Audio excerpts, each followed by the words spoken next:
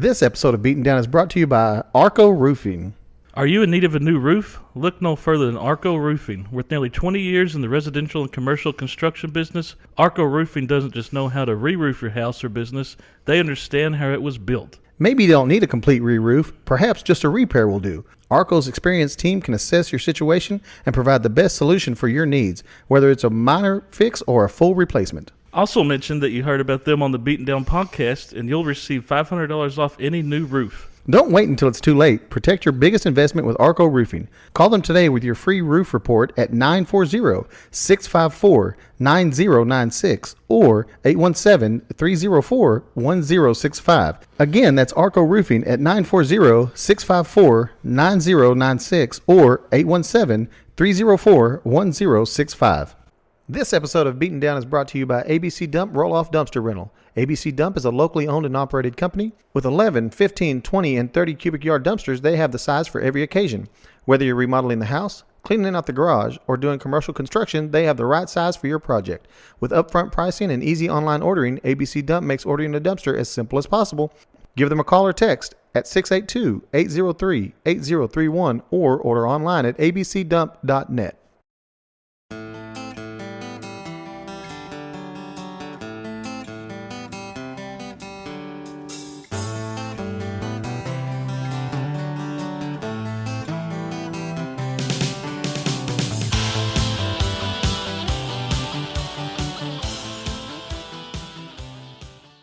I guess we need to address last Monday episode, new episode What Monday. do you mean?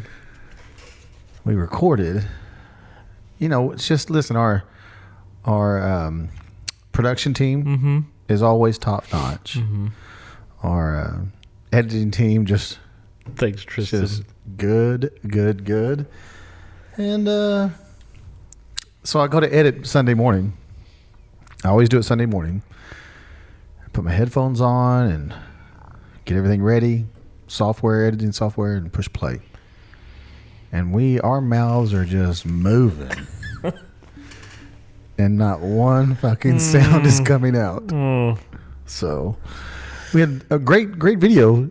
Well, I mean, the video was whatever. Yeah. No audio. So I'll go, editing done. Easy. Delete. I mean, we didn't talk for that long. I think it was like 4 hours. Yeah, it was definitely over. Poor 4 Mr. hours. Blue, everything he had to say. Sorry, Daniel sabotaged you. Yesterday we couldn't record. Your daughter had a play. She had her one act that we wouldn't watch Frankenstein. It was pretty good. I enjoyed Taylor it. got hanged on stage. It's pretty good though. Very intense. They did a Tasha good was job like, with it. I just couldn't keep up with it. All the little, this is his brain. Yeah, and there's a lot of flashbacks, and it would go blue light when it was in his mind. Dr. Frankenstein's, but it was good. I thought they did a good job with it. They did really well. I even Tristan and Alexa showed up, and I don't know how interested they were in it, but they were just there because afterwards we were going to go eat. Yeah. That's why they wanted to be there. But anyway, so before then, though, we set up a bunch of house viewings for Tristan and Alexis to go look at a bunch of houses. We looked at, 5 or so. And the first 2 were very nice houses up close to you. Well, one's on, like, what's that? Western Hills. One's up on the Northwest Mountain. And then they saw some that are kind of over by Houston. New ones. Very brand new builds. And, dude, the way they are building those, and I don't know if it's just the company or if there's a couple companies doing it. Dude, it is long and skinny. Brand fucking new. Everything looks great in them.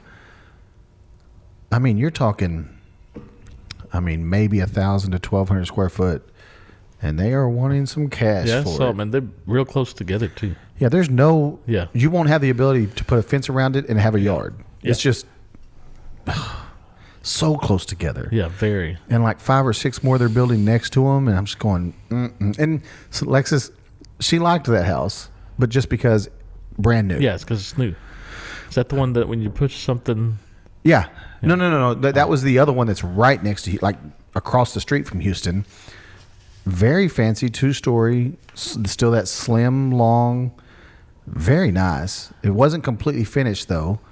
But yeah, like on the island, There's a little button you push, and from the island comes a little thing with plugs all around it. Yeah. Again, that one still has a lot of work needed to be done to it. When finished out, if they finish as strong as they started, it's going to be a very nice house. They were proud of them. Very proud of them. Anyway, so they made an offer on a house. Up on my hill. Up on your hill. My hill. The one like unknown was the roof. Looking back, there was an owner kind of in between the one that owns it now and the one that owned it like 2 people ago. So there's an owner. No one knew, so the real estate agent talked to the one like 2 previous, because she do that one. No new roof then, no new roof now with the new owner. So that middle owner that was like there for 3 or 4 years, maybe they don't know, because so that's kind of one of the big. Gotta get somebody to go look at it.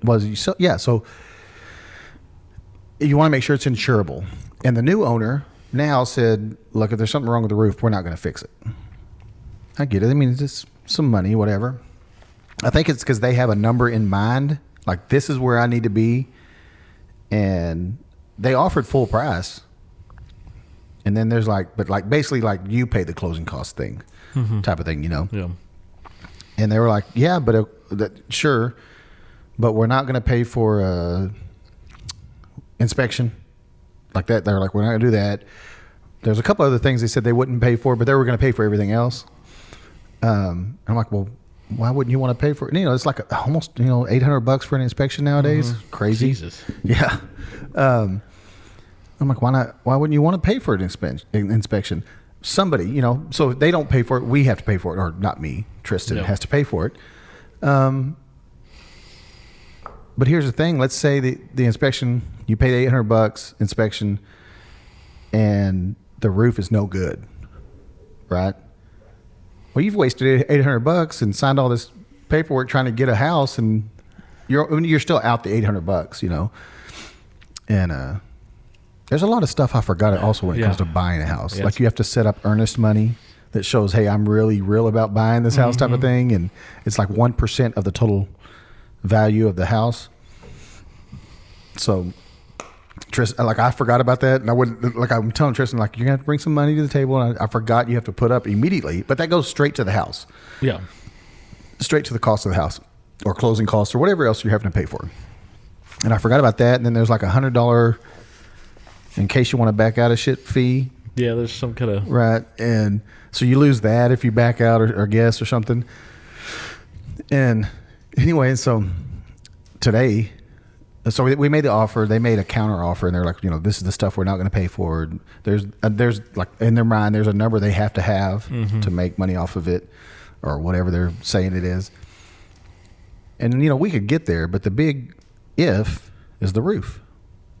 And so I'm sitting here talking to Tasha, and I'm like, hey, I wish I knew a roof guy. And I text y'all. Do I know any roofers? Well, right when you texted me that, hold on. I was thinking the same thing that David texted you. I'm like maybe he just wants to find somebody real close to look at it real fast, because I'm sure he knows a roofing.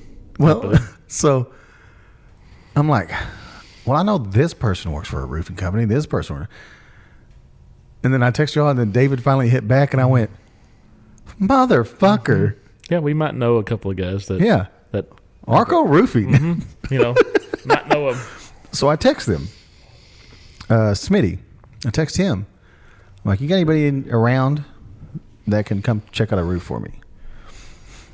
He's like, yeah, do it next week. I said, cool. What day are you thinking of? He goes, when do you want it done? So I was like, I don't know, Monday or Tuesday. I'm sure it'll be him. It's Smitty, so he'll come out here next either Monday or Tuesday. I thought you were joking at first when I saw, do y'all know any roofing guys? I'm thinking he's joking. I wasn't. Dude, I saw some responses. I was like, well, maybe he just is talking about like a buddy that can just go look at it real quick. Well, I was. But that's what I was asking. But I also know they don't live here. Yeah. So it's not like hey, can you come with me and I'll throw you some money if you want me to. I know they come around. They've done business here. Well, they have.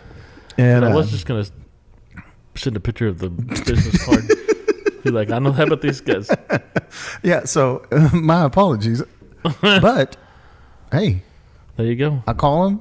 They're coming. There you go. Easy enough. Mm-hmm. He would have been here today, but he goes, I would have come today, but he's in the middle of doing another job or something right now. So he couldn't come today. Get it done next week. And Yeah. Now, so while having that conversation trying to find a roofer, the real estate agent goes, hey, here's a couple houses. Let's go look at these. They're not new houses, but the entirety of the inside has been redone on both of them. And also looking at houses, what a beating. especially if it's like you're not really house shopping, so it's Yeah. It's such a beating, guys. It's the worst. Anyway, and so like we made appointments, and we went and looked at 2 more houses, and they are now going to they're pulling their bid on the other house, and they're putting bid on another house. they saw one. They found one that they like better. Okay, So where's that one at? Kind of over by my brother. Sam? Yeah, kind of over by him. Really nice. New roof, like putting new roof on like today or tomorrow or So whatever. they like that. So Yeah, so now they've pulled the. Yeah, I mean, because nothing's in stone. Yeah. You're throwing out offers out. Yeah. And so actually the ball is in our court because they countered, or I say their court, whatever. Yeah. Because they countered, so we can just say, never mind, we don't want it then, you know. And Sure enough. no harm, no foul, no money lost, no nothing. So I need to text Smitty and be like, appreciate it. Don't worry about it. I didn't think they were living on the hill material anyway. So they're gonna. Tristan was like, hey, so they've been going through me to talk to the realtor, Yeah, they need to start. and that's like last night we were up there putting the bid on the other one, and finally Tristan was like, okay, so contact the realtor, and I was like, here's her number. Yeah, you need do it. You need to be a big boy now. Be a big boy. Let's do some things. I know we always do everything for you. Do some things. Did he? I guess. I assume. I don't know. Probably just handed the phone to Lex. Here. Well, it's one of those things like, you remember the first time you bought your house, the first house you bought, and whatever that payment was, Yeah. and they're like, payment's going to be, $600 a month. What? mine was like 12, 13, something like The that. first house I bought was like Well, yeah. like 30-something thousand. Right. And so they're like 1,300 or whatever it was, and I went, oh. And I look at Tasha, can we afford that? And she's like, yeah. You sure? We're rich. I'm like, that seems like a lot of fucking money every month, plus all the Every utilities month for and 30 years? yeah, plus all the utilities and plus everything else. And I'm like, oh my God, we're gonna be broke. And so I went home and I just penned a paper. I'm like, what do we pay for this? What do we pay for that? What is this? How much? going through How much do we make? And I'm like, oh yeah, I have zero, No, man, that- zero idea of finances. Yeah. Our family's the same way. She's like, I told you we'd be fine. I'm like, I don't feel like we are. So it was, it's a big step. That's well, like, that, and so that they were looking at like $1,900 payment on that house up there. And I told Tristan, I go, dude, that's a lot for a first house. I go, you're going to be house poor. I said, because yes, maybe you can make that payment. You ain't got nothing else. I go, but what about water, electricity, Wi-Fi? Yeah. Any streaming service you have? You have a baby on the way, so the baby's going to need all kinds yeah. of shit. I'm like, Yeah, you want to make sure there's a little leeway. dude, there. you don't want to have nothing but money goes and then, out to the house, and then never have money for you to go have something to eat, no matter whether Yeah. McDonald's. Go splurge on small. No, you're not going to buy a Sea-Doo or something, but go, Yeah, have a little fun. yeah, for yourself. But if you're so house broke, there's no life to enjoy. You're at home every night of the week, Yeah. Well, It's that's good. So is this crazy. one, the new one, was it cheaper or about the same? No, price? it's cheaper. It's also smaller. Yeah, but big enough for the Yeah, big enough for them, and the coming baby. So he was like, "What do you think? Do you think?" I'm like, "Here's what I can. All I can do is tell you my opinion, but at the end of the day, it is your decision. Like I can't make the. I'm trying to make it to where like I can't make these decisions for you, and it's fine. He wants to bounce ideas and and ask me and Tasha's, and I go, but we're not paying that. It's you and your wife. Mm-hmm. Like y'all have got to make that decision. So he's like, no, I know that. I'm like, like everything when we were sitting down and he was putting the offer on yesterday, that house, she'd ask them a question because Tasha and I were just hanging out. She'd ask them a question. He just look at and they'd both look over at us. I'm like, she's not asking me. That's not my money that she's playing with right now. The rain today, they were like canceling the games for me to ump this morning. Mm-hmm. Afternoon games still going to be on. Yeah. And I went, how late? I'm not. And then like noon came and they're like, well, we're still hoping. And I go, I'm looking around and it's like sprinkled, but it's not raining. Like, there's no fucking. It's rained all fucking morning. There's no games going to be mud pits. And so finally, I was like, that's why I texted. I go, if it gets much later than an hour longer, I won't be there at all today. So, I'm gonna tear up the fields. But yeah, they ended up canceling it all. So we went and looked at a couple houses, and then that's when I text you going, whenever you're ready, man. Yeah, we didn't do much. We went, got some coffee, got some McDonald's. And then just went back to the house. Both the girls are working today, so get on out. I didn't know, speaking of McDonald's, that your points expire. Do they? I don't ever go there, so I had like 7,000 points, and I had like 5,000 points expire. And I went, I didn't know that was a thing. I had like 12,000 points. Oh my God. It's all just from breakfast, because when you order breakfast from there, like doubles, because that's the only time we usually eat McDonald's is like the breakfast on weekends, because they have on the online, buy one sausage McMuffin, get the second one for $1. Oh shit! Buy one hash brown, get the second one for $1. I don't throw cheese on it though. No, there's cheese on it already. Okay. The sausage muffin is sausage, cheese, and a muffin. I'm not on that one. Well, they have sausage biscuits just the biscuit. for it's like $1.79, and then the second one's $1. Oh, that's fine. Either way, I love that. Hash browns. Me and Chess ate breakfast for $6 this morning. That's awesome. Oh, that's good times. Mm-hmm. I'm excited for the kids. Yeah, we'll see. It's just they don't ever really understand everything that's involved with the buying of a house and the payments and then anything that's wrong with it, that's on you now. He did say, when you go out to the back porch, there's a big patio, like concrete patio area, big. But it only has a small little awning over where you come out of the back door. And he's like, you think we could put a bigger one? Like an awning like over the whole thing? I'm like, yeah. Yeah, sure. Yeah, we can do that. He's like, yeah, we could do that? And I'm like, yeah, absolutely we could do that, Tristan. Look at us. No, David, get ready. Look at us, man. Well, you said he's close to Sam. Just call Sam over there and do it. Well, so I text Sam while we were waiting. And I'm like, hey, we're across the street looking at a house. And so he comes out and he's just standing at his truck and he's yelling at us. We're yelling back and forth trying to talk. And cars are driving by and I could see his mouth moving. You couldn't hear a fucking word. I was like, dude, you're going to have to say it again. These cars are driving by. And he goes, tell Tristan he can mow my grass from now on. Shit.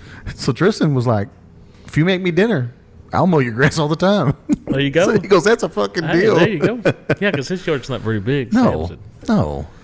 Yeah, and they're getting dinner out of the deal. That's pretty good. Right. Tristan's always taking with his stomach. It's got a big backyard, brand new fence, like privacy fence. All right. Yeah, that's a big deal. Yeah. So it's a little, I'm excited for him. They're excited. Yeah. Oh, yeah.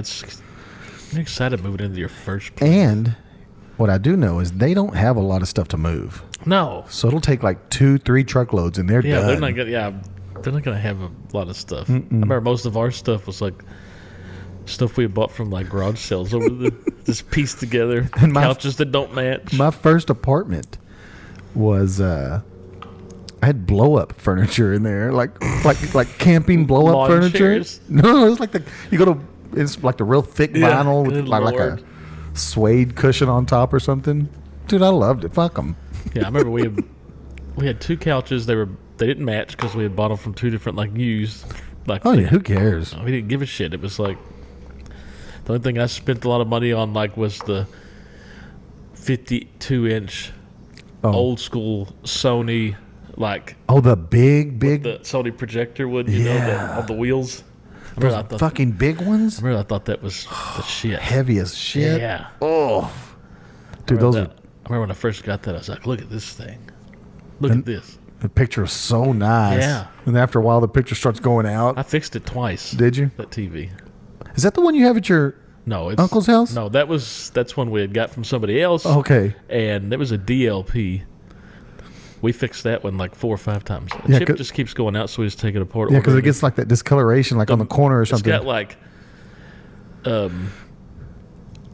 tiny mirrors, and when they start going out, you see they look like dots. Yeah.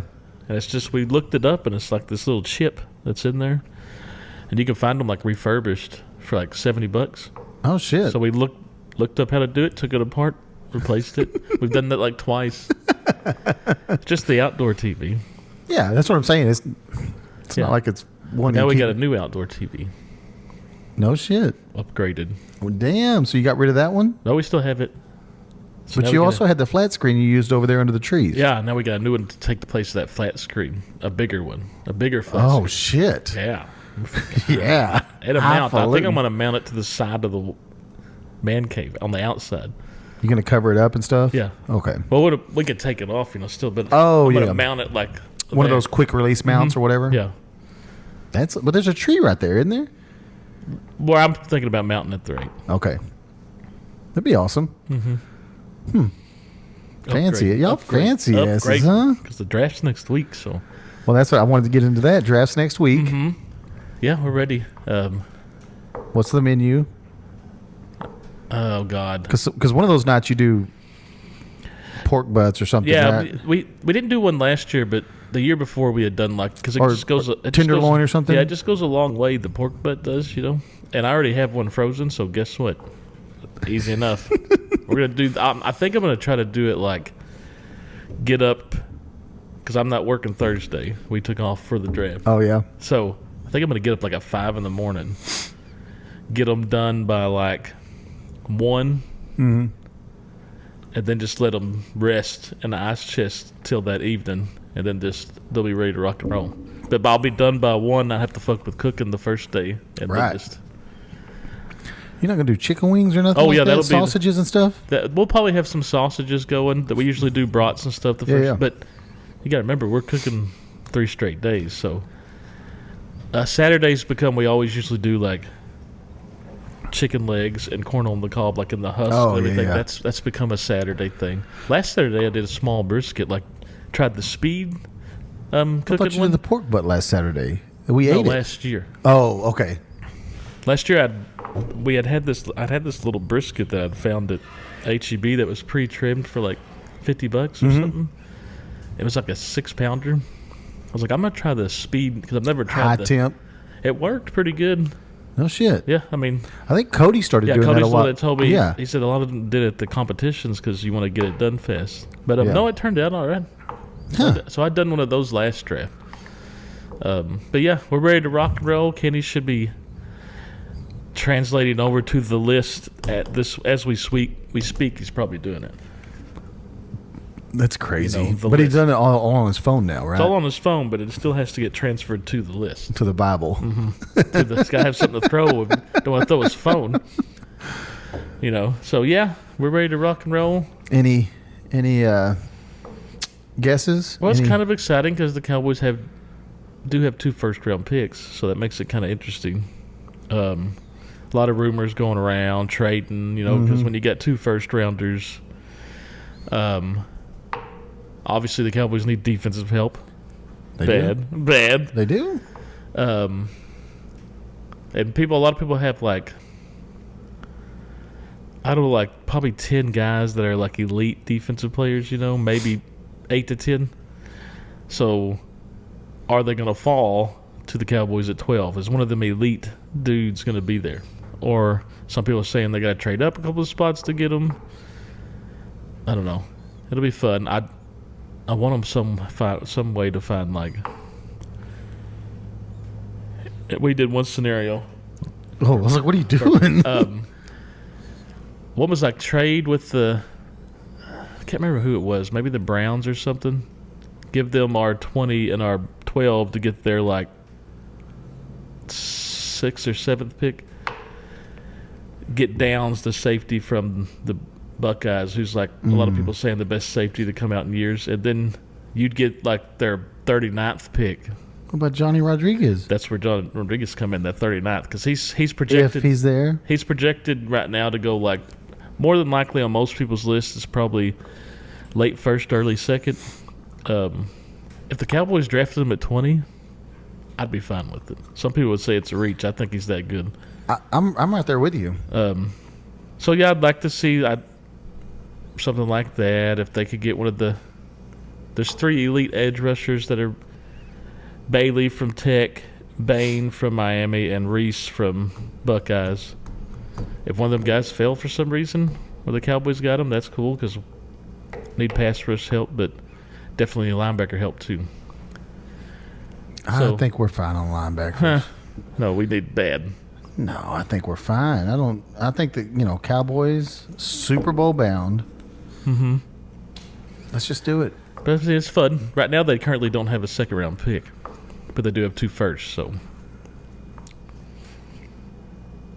I thought they did some finagling to get a second round. No, they just to get a third. They did. Okay. Because they didn't have a second or a third. Right. But they just so now they have a third, but they still don't have a second. But they do have a 2 firsts. So it kind of would.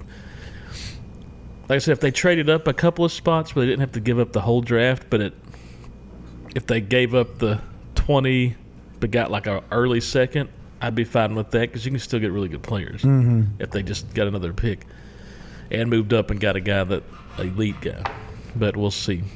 I think they're gonna sit and watch to see if there's a run on all these defensive guys that everybody thinks there's gonna be because nobody's predicting a lot of offensive guys to go in like the top 10, of course. Right. It's only one cornerback, the Indiana kid. Love, the running back from Notre Dame. He'll go for sure. Hopefully one of the receivers. I'm hoping 2 go. There's Lemon from USC, and there's another Tate from the Buckeyes. Mm-hmm. Hopefully, the more offensive guys we see going in the top 10, the better, because that means defensive guys are sliding to the... Let me ask you, because I haven't heard yet. What happened with our kicker? Still just nothing. Yeah, still just haven't signed him yet. Right now, they have the thing. If somebody wanted to... Second round. If somebody wanted to get him right now, they'd have to give us a first round pick. Oh, shit. Yeah, so they're just dangling that carrot out there to see if anybody... Because that's... Yeah. You get a first or second for a kicker. Dude, that'd be even awesome. if he is good kicker, He's not just good. He's the best kicker I think in the they'll NFL. end up keeping him, but they're just throw it out there because they don't have to do anything yet. With that, there's no rush. Because even if you pay him top money with the kicker, it's still like $8 to $10 million. So it's not like huge breaking the bank like the other positions. Right. So I think they'll still by the end when the season starts, we'll still have. But he's like $10 million is what he was wanting. Yeah, something like that. Yeah. That make him the top kicker ever in history. Ever. Because one guy just got signed. I can't remember what kicker it was. He just made the record. Well, you don't remember how much it was? 8 or 9? Something like that. I think it was $8 million, but a year. We're talking about a year. Yeah. But I think his overall was like the record breaking. Jeez. So we'll see. Like they are raising the cap. Pretty good amount too. I thought it raised it like $60 million. But yeah, it's just, you can always find ways to cap shit. They were at contracts. Oh yeah. So when teams like the Cowboys, like Jerry, say that we just don't have to, you can do it if you wanted to. You can move money around. You can do signing bonuses, backload the contracts, all that shit. What about what do you think Dak's going to do this year? I mean, he did pretty good last year. Mm-hmm. As long as he stays healthy, he'll be fine. They do. Like I said, they could upgrade it if they. Pickens is the big thing. Did we make the playoffs last year?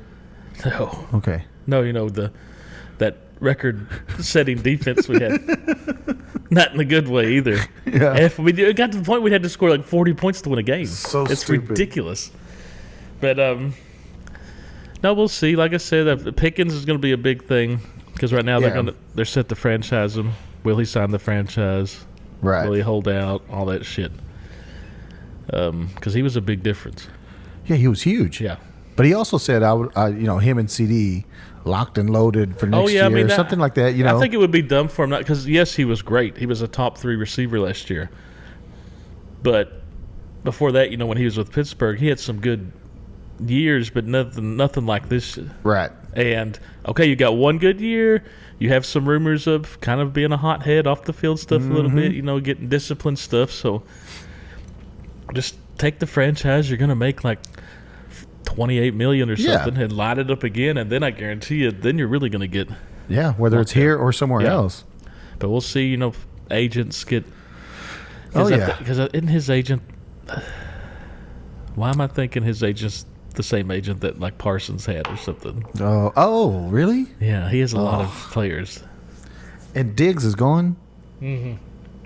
He went to Green Bay. Yeah, and then they cut him. Mm-hmm. But I don't think they've re-signed him yet. Because if they didn't cut him, they owed him like a shitload. Yeah. But yeah, Diggs gone. Wilson's gone. That safety, thank God. He was a big. Like I said, they have picked up some players. They picked up Thompson, a safety from Arizona, who's pretty solid. I thought they picked up like 2 safeties, but one they're going to transition to a corner. Yeah, P.J. Locke from Denver, Longhorn. Mm-hmm. There was one more. He's another they're both of the. Thompson's a starter. He will be starting safety. The other 2 might be just kind of rotational guys that they can. It depends on who they draft to. Right. Because you got Bland, and you got that Rebel. He was the rookie last year that we got him in the second. That might have been the first cornerback taken, but he had a bad knee. Yeah. So there's potential, but I think their biggest help is pass rush, of course, was very lacking, and the linebacker position was. But they picked up some, right? What? They picked up, didn't they? They didn't pick up a pass rusher? They did. They got, what's his name from Green Bay? I've already forgot his name. The one that's back with Clark? Who's the guy that we picked up another one from Green Bay? Well, Clark was the guy part of the Parsons trade we got from. Yeah, and then they picked up one of his ex-teammates. Yeah, now. and he's like an outside linebacker in a 3-4 because the Cowboys are moving to that because they got the new defense coordinator. Right. So yeah, they wanted him too because they traded they traded some picks to make sure they got him. We'll see. I think they still need more pass rushing. I think they'll probably re-sign Clowney because he had a pretty good year. Yeah, he did. Signed him to a 1-year deal. But linebackers were so pitiful. We saw it. It was so bad. Overshown when he remember he wasn't playing. Oh, shit. Now he came back, and we were like, oh, now he's back. And but it was just him. They just ran away from him. It was like, let's go this way. But that's why Rodriguez would. It just makes too much sense. And Jerry apparently loves him. Like, they went to Lubbock and visited him. They took him out to dinner. Oh, yeah. And they can get him if they. Like I said, if they picked him at 20, people would say it's a reach. I guess my question would be, why all the schmoozing? Like, why? Like, sure, to show you're interested, but they don't have a choice, do they? Like, if they're drafted. I mean, you can hold out, but it would be dumb. I mean. Well, I mean, if you're in the draft and Cowboys come up at number 12 and say, yeah, Johnny Rodriguez. Most guys ain't going to fight it. He's not going to go, no. Yeah, I'm good. I think Jerry was just showing that. That shows you that he liked him. Right. By taking him. It had nothing to do with, like, hey, if we pick you, you're going to play for us. Because Jerry also, he's a business guy. And imagine the amount of jerseys they would sell. Oh, absolutely. They'd probably break records. Everybody from Texas buying a Cowboys jersey now. Can you imagine? And he'd be great. I mean, he's proven but there's a lot of good linebackers in this draft. Wow. Good. I mean, I'm excited. Again, I hate to be excited for another Cowboys season. Right now, I'm just excited for the draft. Right. We have fun with it. But that's the start of everything. Yeah, I mean, the draft is the start of the new season. And if they have a good draft, that really makes you start wanting to drink the Kool-Aid, if it's a good draft. If they draft a lot of players you like, you're like, ooh, if they somehow came out of the first round and they had Downs or Bain or Sonny Styles, another. Yeah. Or if they had Downs or Bain and got Rodriguez in the first 2 I'd be like, I don't care what else happens in the draft. I mean, let's go. Because those guys will make a big impact. But also you got Hill, the linebacker from Texas. He's good too. Him and Rodriguez are kind of around the same area. on when they're going to go draft. But if you had to choose one of them, Oh man, I think they both have equally impact on the field because they're similar players. But something about Rodriguez just makes you like him, you know. mm-hmm. But I wouldn't be mad at either. But if they were sitting there, I think Rodriguez, maybe his leadership's just a little bit edge out Hill on. Right. And he's a turnover. But don't get me wrong, Hill's pretty damn good too. And he's a little bigger. But college and NFL, man, that's And two Hill's, totally different monsters. And Hill's a little bigger. But I don't know. I think Rodriguez is just going to be good wherever he goes. I mean, He's just a football player. Look at Jonathan Gray from Aledo. Goes to college, plays for Texas. Yeah. What happened there? I mean, he did all right in Texas, but he had a lot of injuries that held him back some. And then he kind of... And that was it. Yeah, no, you can be elite at the high school level. You won't be in college. You can be elite in college and it don't work out. Right. Or you could just be Michael Irvin, Yeah. who's elite everywhere he goes. I mean, the freaks are the freaks. And that's the thing about Rodriguez is they were like, he's just a real good football player. People weren't acting like they thought he was like a super athlete. He's just a really good. But then he went to the combine and lit it up and threw up big numbers. So it's like, okay, now he's athletic too. We played quarterback in high school around Wichita Falls, I think. Well, yeah. So, because didn't he throw the? Didn't he play quarterback for Tech like one play or something? yeah, or running back or something? Yeah, running back. He did like he like I said, he played quarterback and Stuff like that always reminds me of J.J. Watt, because they put J.J. Watt as a running back every now and then. You know. Yeah, a lot of teams will mess around with it now. I saw, you can't believe half the shit you see on Facebook, but T.J. Watt Cowboys, T.J. Watt Cowboys. I don't see why. I don't know. I mean, I don't know why Pittsburgh would trade him away. Yeah, I don't either.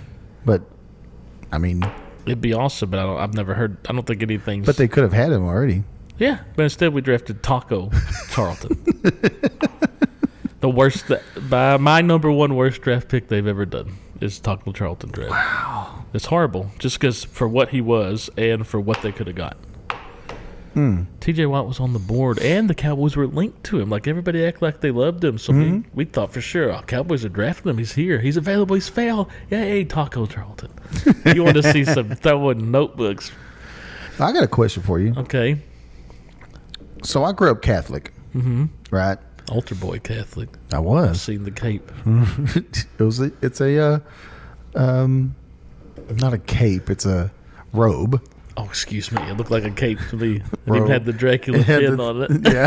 The hood. Yeah. Hood on it, and you had a little robe. I think I still have them, but I had all my medals for all the years of service, and thank you for your service. Thank you for serving.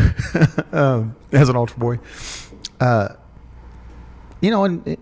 as I grew up and started questioning my faith, and one of the first things, and not questioning my faith. It's more of questioning, like, the people running, like, well, maybe it's a little bit of that, and it's a little bit of, I get tired of the holier than thou people. And that's like, that's very tiring, and they're judging you. Which is not. Which is, judge not lest you be judged, type of stuff. And look, I'm not a perfect person, and I believe. Well, that's why. No one is. That's the whole. Right. That's the whole Jesus dying for our sins, right? Right. Because nobody's perfect. Right. And that's I'm right there with you. But and they were teaching us. So you go to catechism. You go to, they call them like Bible studies or whatever. We called it CCD. It was our catechism classes. You go and you just learn about the Bible. You don't like read the Bible and just study the the Bible basics and everything like that. Yeah, they just each week was like, this is what we're going to learn about, and this is, they'd read a little bit of the Bible, but not And that's one thing I've never done. I think I want to start reading the Bible. I've read it before. That's a lot of reading. Yeah, man. it took a while. Anyway, but one of the things that I've always had, like the beginning of all my issues, I guess, was the big thing is you've got free will. Right? So everybody has free will. And it's because of the free will that you're allowed to make the decisions to be good or bad, to break or not break one of the 10 commandments, and to, Go down the righteous path or right. submit to sin. But then the other thing we were taught is in direct contradiction of that. Because they taught us that God, Jesus, they know exactly what you're going to do. Like, they know what... Like, they know what you're going to do before you do it. And I went, well, then that's not free will. That's your life is mapped out. Yeah, I mean, that's like what people believe in destiny or fate. Like, there's no change. Some believe there's no change in it, no matter what you do. So what's the point, right? Right. So if they know, if God knows what I'm going to do before I even do it, then that's not free will, because that means I can't change what is going to be done. Yeah. So I don't believe that they know what you're going to do, but because I mean, like you said, the whole point of free will is what's your path? What are you going to decide to do? Right. So yeah, it's I could have been doing this. It's hard to understand all of, it's well, and that's one of the and I asked, I'm not gonna pretend to be no expert. No. I'm not by any means an expert, but I did ask one time in CCD. I was like, hey, we got free will. Yes, everyone has free will. But you said they already know what we're going to do before we do it. Yes, they know that. Can you make that make sense to me then? Because that doesn't. Yeah. They're like, well, you can still do, go down basically whatever path you want to go down. I'm like, yeah. But they already know that we're going to go down the path that we go down. Yes. And it's like the teachers, which are just, people in the they're church. Studying what, These aren't people that have studied the Bible for years and went to college for the Bible. These are just people in the church that are elders in the church and trying to help out. And yeah, teach the kids. and you just, and it's like it wasn't clicking to them what I was saying, even no matter how I explained it, without going, well, that can't be. Yeah, that would be, you'd have to get with like somebody, like a priest that's gone to, that really understands it to explain that to you. Right. But it just, I think some of it's how it's worded too, right?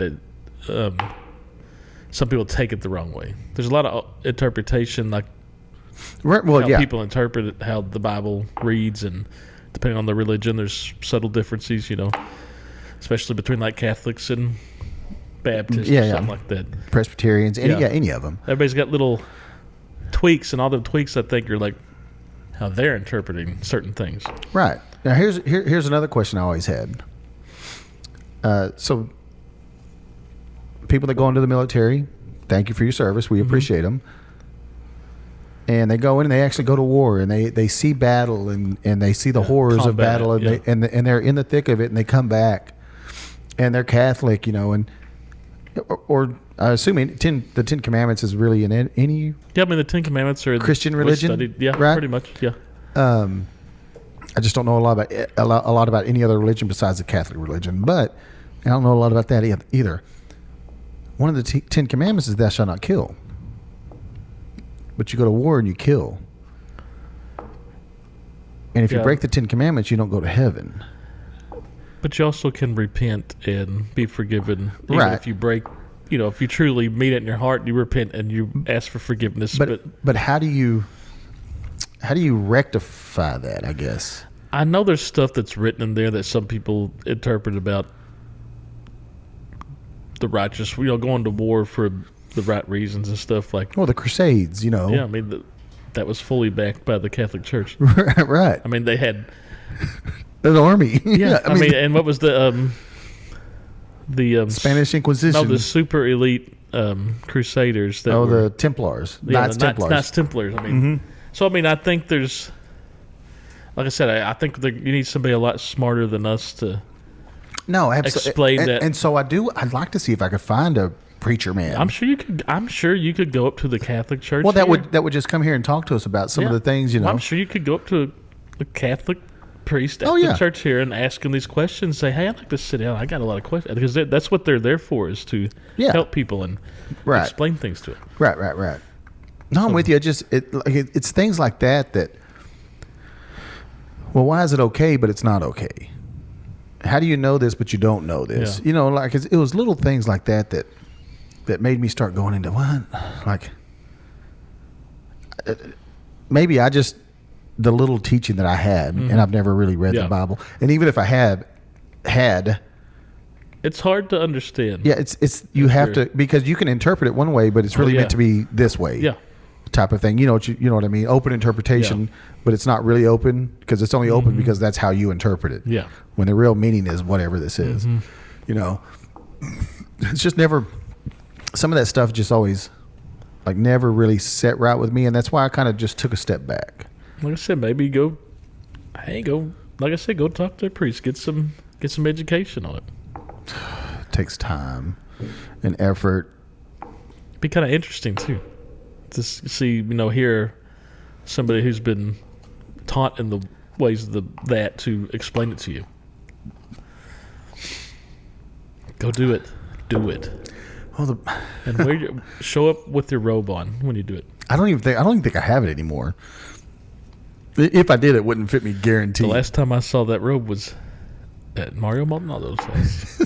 Go ahead and tell I it. didn't know what was going on. So we're at Mario's. This one, he lived in the little yogi house. The little house that was by the big yogi statue. Some people might remember it out there by the hospital. Mm-hmm. He lived in a little tiny house right next to it. Little tiny house. It was three rooms. It was just him by himself. It just was like a kitchen, a small living room, a small bedroom, and the bathroom. The bathroom was like it was toilet like was like up. Yeah.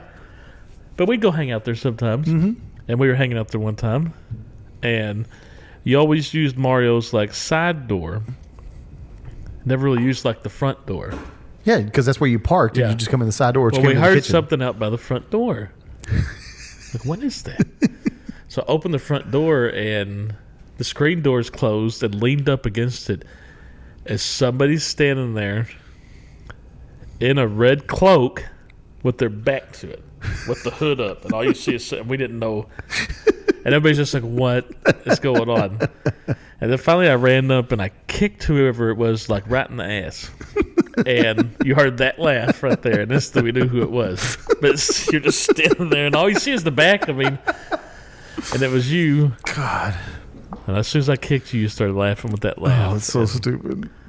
That was funny. Always had great times. We did. Just we doing so stupid shit.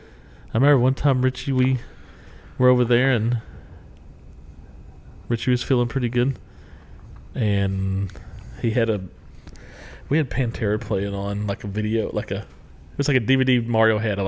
Oh yeah, their concert. Yeah. And so everybody's getting amped up, and Richie somehow had a Pringles can, and there was only like a bunch of broken chips at the bottom, and I remember he just poured a beer all the way in it. I can remember seeing him like drinking it out of there. Mario had a turntable, remember, that he had bought. Oh God, yeah. He set it up in the kitchen. People go scratching. He had Richard Pryor on vinyl. He wasn't there for very long, but it was a fun little. Yeah, we had a few little shit. But you couldn't be because you're going to be outside, because you're going to feel that. And there was a DPS officer that lived there, it was his land or you something. had to be pretty quiet. Yeah, but no, we had little gatherings up there, and some of us may or may not have been underage at the time, right? I have no idea. I mean, it couldn't have been. Most of us had to be of age at that place, because Mario, we're already graduated, and it doesn't mean you're 21. This had to be a couple of years after. Well, that'd put you at 20. I mean, so it was close. I mean, some of us may have been close. Yeah, dude, that was always such good times. Anyway, back to sinning. Well, which is what y'all were doing. Well, you were sitting too. You even were wearing the robe sitting. Partaking in illegal substances. Well, it wasn't illegal. If you're not 21, it's illegal. The substance is illegal. It's illegal for you to intake it. Anyway, so back. Just I had one more thing I wanted. The other issue that I had. So as Catholics, we have to confess our sins. Yes. Before you can take, like I said, that's one of the communion. That's one of the big differences that I've noticed between like Baptist stuff and Catholic stuff is the confessional. Yeah, so you go go in the booth and you've seen it in all the movies. Yeah, yeah. And then the commune. The what is it? What do y'all? It's unleavened bread. Yeah, Is yeah, what, but it's that's like a wafer. Yeah, and then the And then wine. we But do it's- wine. Oh, like straight Like real Catholics do wine. wine. Yeah, I remember some people like grape juice for the kids. Right. Yeah. And so there was when I went to Tasha's brother's church, they have like the little shot glasses with what I'm gonna assume is grape juice, but it's like you buy it, and each one when you open it, that's where your communion cracker thing is, and then you open the second part, and that's your wine. Yeah, because it's supposed to represent body of Christ, His blood of Yeah, yeah. Christ. You know. Right. No, Catholics we go wine. And that's where I started loving wine because Catholic wine it's very dry. Yeah. I loved it. Nonetheless, it's the confessional part of it. You go and you confess your sins. You could do it face to face, or you could go in the booth where they just slide it open Yeah. like you see in the movies, type of thing. And then they, for your penance, you got to say all these prayers or whatever. me- And now you're clean. You're If you mean it. correct. That's yeah, the main you thing. confessed your sins, and If you really mean it and you really repent and you, God knows in your heart if you're just saying it to go through the motions or you really, mean it. right, correct. That's the big difference because I'm sure a lot of people just go through the motions of this is what I'm supposed to do. Don't. Yeah, you're just like, necessarily- I lied, I So cheated. that's the big yeah. difference, right? You can say that, but they know if you really mean it or not. Right, but Or he I guess my question was, why do I have to confess my sins to another man? Now, I get it. The man is a priest. He's a preacher man. Padre, I get it. But why do you have to do it to another man? Because he's still a man, godly man. Right, but I mean, just that was I always. don't know. You explain. That's I Catholic, know, but right? that's I don't know why. I mean, that's just what you were. That's what you were taught to do, and it's one of those things where you're just like, yeah, I don't, but I think it's, and I don't know this. If you truly mean to confess it, I can confess my sins to myself all day yeah. long Maybe it's because like no one else hears yeah. it. Maybe it's more if you're saying it out loud to somebody else. Now, Now it's more real. But it's one of those things where they're not supposed to be able to tell your sins to other people, like the client, like an attorney-client Yeah, I think it's supposed to be confidentiality. The preacher man's not going to go out and go, Yeah. I heard Daniel did some shit this weekend. Yeah. Listen to Yeah, this. listen to this. But it's still, it's just like, but I guess my thought would be that confessing to myself, easy to do. Because I can truly mean it or not mean it talking to myself. But when you're confessing it to another man of God, then it takes a lot if you truly mean it Especially to if confess that sin. Especially if you're really saying something. Right. It's a secret that's pretty bad, Now, I think there's still some things where if you go in there going, I killed a man. I mean, they're supposed to be like if you But truly. I think they can, I think that stuff they do have to be like, listen. I'm sure they're probably supposed to. Like, I think even therapists and everything that if somebody confesses a murder, yeah. you have to report it. I just robbed a bank. I stole a lot of money. you have type to of thing. You have to report that. Yeah. But I mean, but I kind of get that side of it, but there's still the part of me that's like, I don't need to confess my sins to another man. But that's just part of the religion, I guess. I don't know. Yeah, I mean, because that wasn't part of, that's a Catholic thing. So. And growing up, it wasn't a big deal. In the Catholic religion, the preacher man gives you, like you come up and they give you the body of Christ, communion. And then on either sides is where the deacons, I guess is what they're called, they're holding the cups of wine. And everybody drinks out of the same cup of wine. And it's you don't like Yeah, you're drink. just taking a it's sip. just Yeah. and they wipe it off and they turn the cup. But I mean, the Last Supper, right? That's when Jesus said, And he passed the cup. This is my body, and he passed the bread down, and then they passed the same cup. So I'm sure it's the same, like. yeah, but COVID completely did away with Oh that. yeah, I mean, And even before then, that shit was done away with way before then, but it's just yeah. they haven't gone to the individual cups of shit, but I don't know, it's just a bunch of weird stuff. I don't, Yeah, I mean, it's. I don't know. I wasn't Yeah, Catholic, yeah. so big. No, but I don't know. I mean, I'm sure there's people in every religion that Oh, yeah. have Oh, I mean, there's stuff. that's why you go to church, I guess, and stuff. If you really have questions to try to get answers. And then, I quit going to church and just stopped altogether. And then something happened. I don't remember what it was. Not happened, but something in me was like, let's start going to church again. And dude, I dove head first in, and I was back to being one of the guys that was up there on the altar. You went full in. Yeah, I just, because if I'm going to do it, I'm going to do it. Yeah, I mean, that's... I don't want to half-ass anything I do, except for this, apparently. But even then, I just went, oh, it's too much. Like, I can just go to church, but I dove in too much, and I was like, and it brought back everything that I was questioning. So I stepped back again, and I was just like, I don't know, man. Everybody's, I mean, I think it's good going to church and everything. I do too. You're around a lot of, like you said, for the most part, most people there are trying to be good to each other, but there are, like you said, the people that turn people off from churches is like the super fake people that you can tell are super fake, and they're putting on a show, and that's kind of really opposite of what church is supposed to be. Right. It's supposed to be there for your fellow man and not judge people and all that stuff, but people see it, Right. So, no, there's nothing wrong with that. But that's... Did you ever go to church? Oh, yeah. When you were younger? Oh, yeah. I was big in the Indian Creek and went through the whole youth thing, went to church camps, everything, So Addie started going out there with one of her friends. She went out there one time.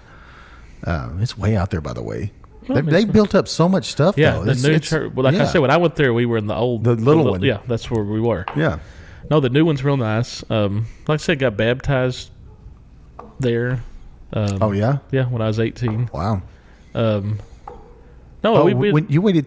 Oh, you waited. That was the till 18? second time. I got baptized when I was a kid, right? At Out church. there? I can't remember. Or at a different I one? was pretty young. Yeah. I think it was but I got baptized pretty young. So when I was really into church, really big time, going to church camps and everything like that.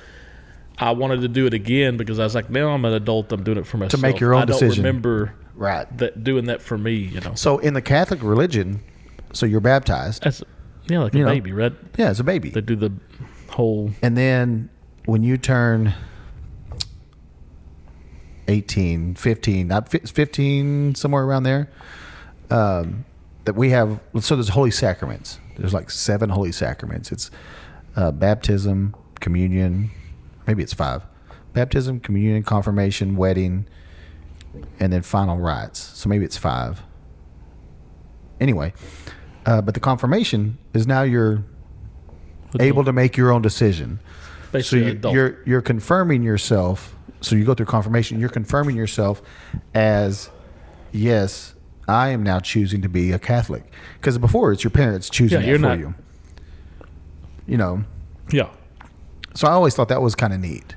Yeah. Like I said, that's what I did. I felt like I needed to do it again because I didn't. Well, that's awesome. So we did the most redneck style you could in a swimming pool. Oh, yeah. But no, we had a good time there and everything. But like I said, the same thing kind of happened to me that happened to you. I still believe there's a God and everything, right. But it was starting to see things from people and everything, and not necessarily at that church, but just the holier than thou people. And it doesn't matter what religion. Those people are everywhere. No, they're everywhere, and it's sad because it's a big turnoff because you feel like you're being constantly judged, and so it kind of pushes people away from the. It does, absolutely, and I think that's why you get all these other little churches, Cowboy Church, they're trying to just go to someone's likings, right, or something like we're gonna play more music of this one to get the young kids music, Cowboy Church. We're gonna get the country folk, and then you see a bunch of those that just pop up. They just pop up in a new town, and you're like, and then all of a sudden, like all the kids are going there.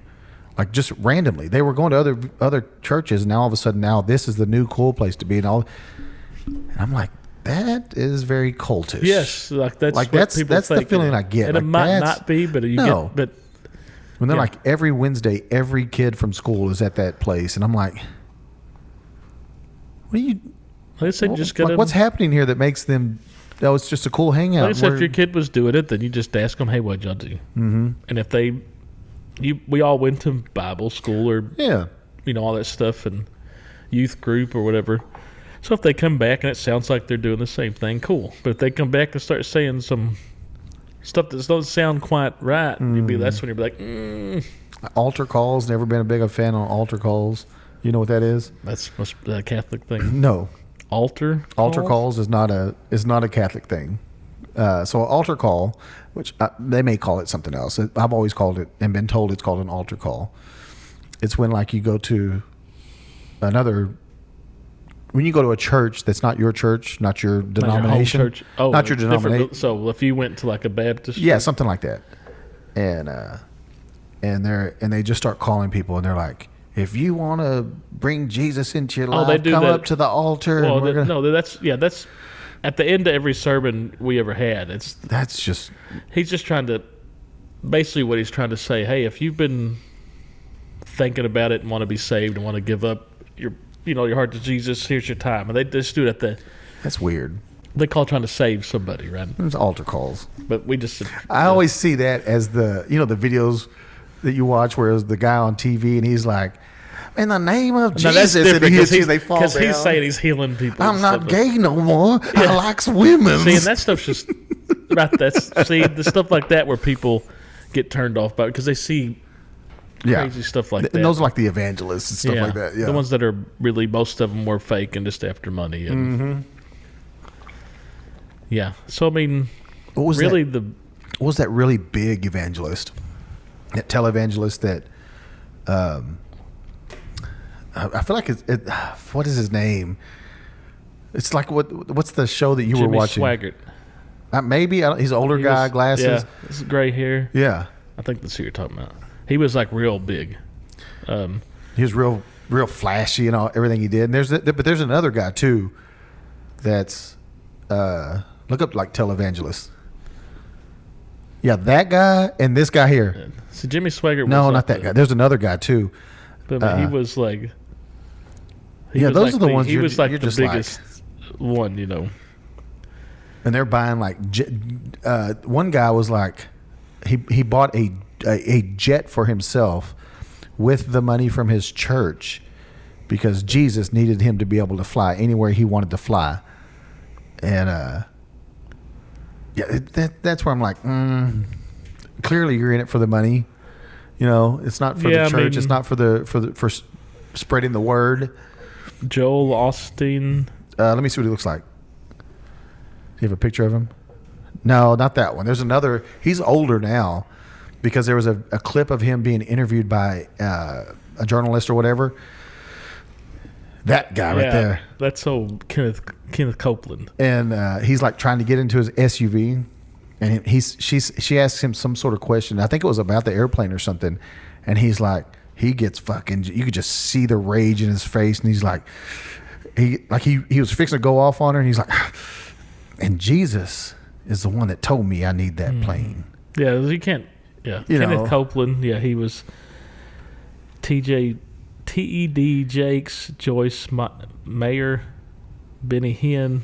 What was the two that were like husband and wife?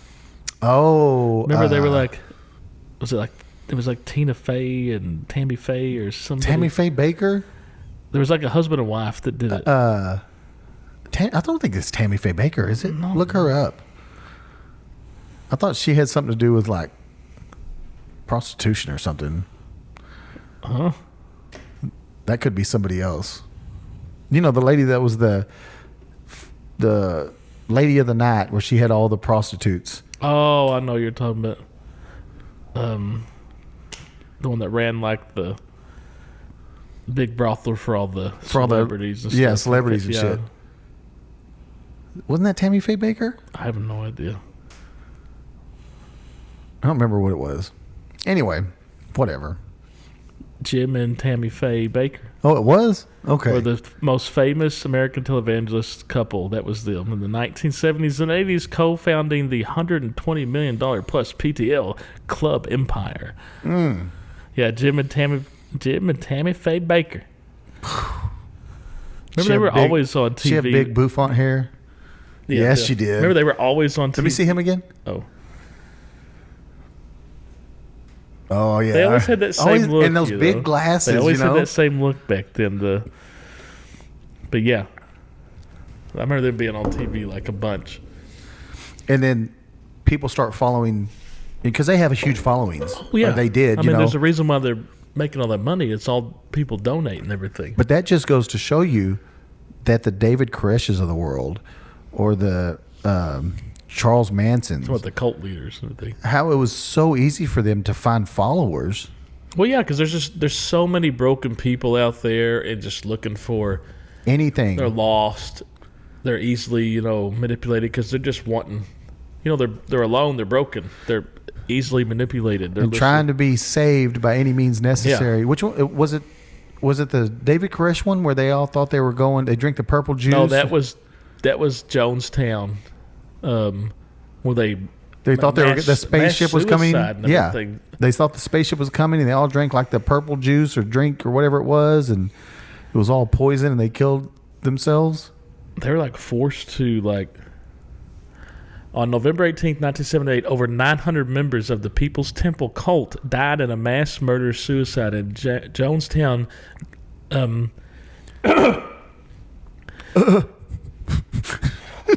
an itch in my throat.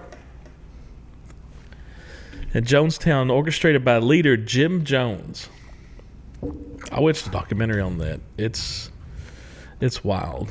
Like, some people tried to get away, and they held them at gunpoint and made them drink, but most of them drank it voluntarily. Oh yeah, and it was all poison. Like, they just 500 people. There were kids and everything. Yeah, it's like in Guana or not Guana. Is that how you say the country? Sorry for G. Guam, maybe. Because I remember it was Guyana, Ghana. I think or Ghana. Because I remember it was It wasn't in the United States. Oh, really? Jamestown might have been. I mean, I'm sure that would tell you somewhere on there. Guyana. Guyana, I guess. It's Jamestown. I'm sure we're butchering how that's pronounced. Nah, it would probably say exactly. But no, I correct. watched a documentary on that whole thing. Like, showed him how he started like in San Francisco or something, and started first targeting like the hippies, and bringing them in, and then it got huge and he got rich, and then it led to 900 people dying. Those forked tongues. And there was man. a couple of people that got away, that had managed to escape, that were there to tell like the story. Mm-hmm. Kids and everything. Well, that's like Leah Remini. She talks that way about Scientology. Oh yeah, it's crazy. And I don't know shit about Scientology. No, when you listen to it, so the guy that created Scientology was a science fiction novelist, and not a very good one. He wasn't a very good one. He was and he was kind of a weasel.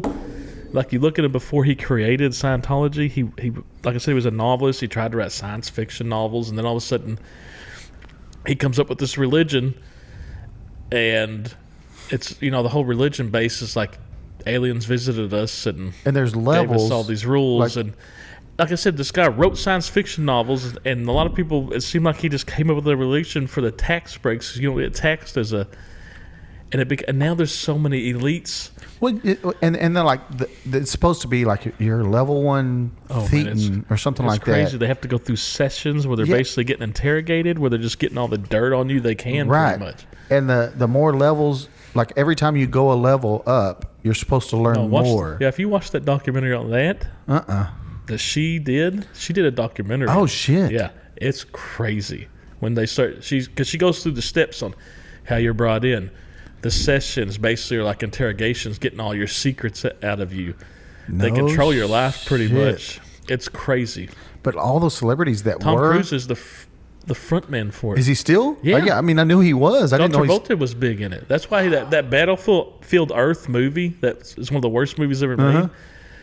That John Travolta, that's basically the premise of Scientology, kind of, because it's aliens. Yeah, yeah. It's all about aliens. Yeah, like they're the ones that. It's wild, and like I said, the guy that created it's just some. That's fucking. But that just goes to show. Yeah, I mean, look, there's a lot of. And how do you get those such high profile people to join it? Yeah. I understand getting. Yeah, just any weak minded people to join. I mean, just because it shows you how Well- much celebrities are really. But you would think celebrities have people around them going, "Hey, Well, with those big guys like Tom Cruise and them, they just fueled to their ego. And I mean, look, Tom Cruise is like the man. They presented him with some medal at. yeah, You ever seen that where he was at like? It was one of the Scientologist conventions, and they present him with like the greatest achievement you can, and it's some big giant. And he turns to the guy's picture that created the religion, the one that I told you, and like salutes him. And you can tell. I mean, Tom Cruise is a lunatic. Well, He's a great actor, but when you've seen him I on, knew he became a lunatic when he was on Oprah, and he jumped on the. he's jumping on I'm the in love. Remember, he's Yeah. like. First, I looked up L. Ron Hubbard. He's the one that created. L. Ron he's Hubbard, the one that created Scientology. Was an American pulp fiction author who founded the Dianetics and the Church of Scientology. Emerged in the 1950s book Dianetics: The Modern Science of Mental Health. Like I said, this guy was a writer and he wrote fiction novels and stuff. And then all of a sudden, he's the guy that created this religion of course. that's about aliens. It makes it crazy when you go and just read on the basis of Scientology and how it was started and everything. The craziness, how it sounds. And you have somebody like Tom Cruise that's like. Well, Katie Holmes was in it too. I don't know if But she was just in it because she was with him. She got. Right. She talks. I think she's in one of the documentaries where she talks about like. That had a lot to do with their divorce. The Scientology Oh, thing. I'm 'Cause sure. It controls. They're very and worrying about her kids and. Have you ever seen the video? Or there's multiple videos of, and I guess it's in L.A. There's a Scientology place there, Temple or whatever it is. and It's huge. Like It's and I think it's always the same guy in the video, and like Scientologists at that place have the doors open, and like they're like two people standing outside. It's always two women Yeah. in the videos I see, and the guy's like videoing. He's like, "Hey, Katie, can we come in and talk?" And they just immediately close the doors and they go and basically hide. It's wild. I want to talk to you about Scientology. Like and they it's a cult. Like everything you ever hear, they control your life. They have sessions where basically they're getting all your dirty secrets out. So if That's so weird. So if you do leave or try to, they've got stuff dirt on on you. you. Yeah. So it's like blackmail. So you wonder, like people like Tom Cruise and Travolta and them that were big on it, are they really still like fully in, or they just know? Well, I mean, They got a lot of shit on me. yeah. So I'll just roll with it. So You don't weird. hear a lot about it anymore. Remember, it was No, really it's- big. yeah, It it was got really real big in the huge. early 2000s to like 2000, like 2010. It was It- really big. And then Madonna got into Oh yeah, some Kabbalism. yeah, Is that what it was? yeah. I think so. Which I don't know what that is at all. Yeah. But but she wasn't the only one. There was a few other people. Yeah, that that it got was- big in the. It's funny the celebrities go through trends. Of like- right. But I think they get celebrities to do that Well, yeah. to gain. Well, yeah. I mean, The regular if the people. celebrities are doing it. Well, Yeah. Tom Cruise is doing this, even though. And it's like that. It's like kind of like what they do with fashion. Oh yeah. You know, I don't or know if you know this, but most celebrities are lunatics. well, like fashion, celebrity endorsements. Oh, yeah. For drinks and Well, like it's anything. Yeah, you shoes or get whatever. celebrities to be in your cologne commercials, or like Johnny Depp with his Savage, Savage. Dijon, whatever. Yeah. I mean, it makes sense with anything. Sports celebrities for Gatorade and all that stuff. This Cadillac. So there's no CTS. So there's no different for like if you're trying to do some kind of new religion. Let's get the biggest celebrities. I mean, they're probably paying him a fortune just to be that We're guy. going to start a beating down religion. And all we're going to do is just talk shit to people all the time. You just see. I mean, if they declare it a religion, you can't be taxed. It's tax free. And all we're going to do, like the basis of the religion, is we're just going to talk shit to everybody that becomes a member. Yeah, just belittle. Just the whole berate them and make them drink with us. Like, you have to drink with us. We're just getting drunk is what we're doing, but we're know making for- people yeah. hang out with us.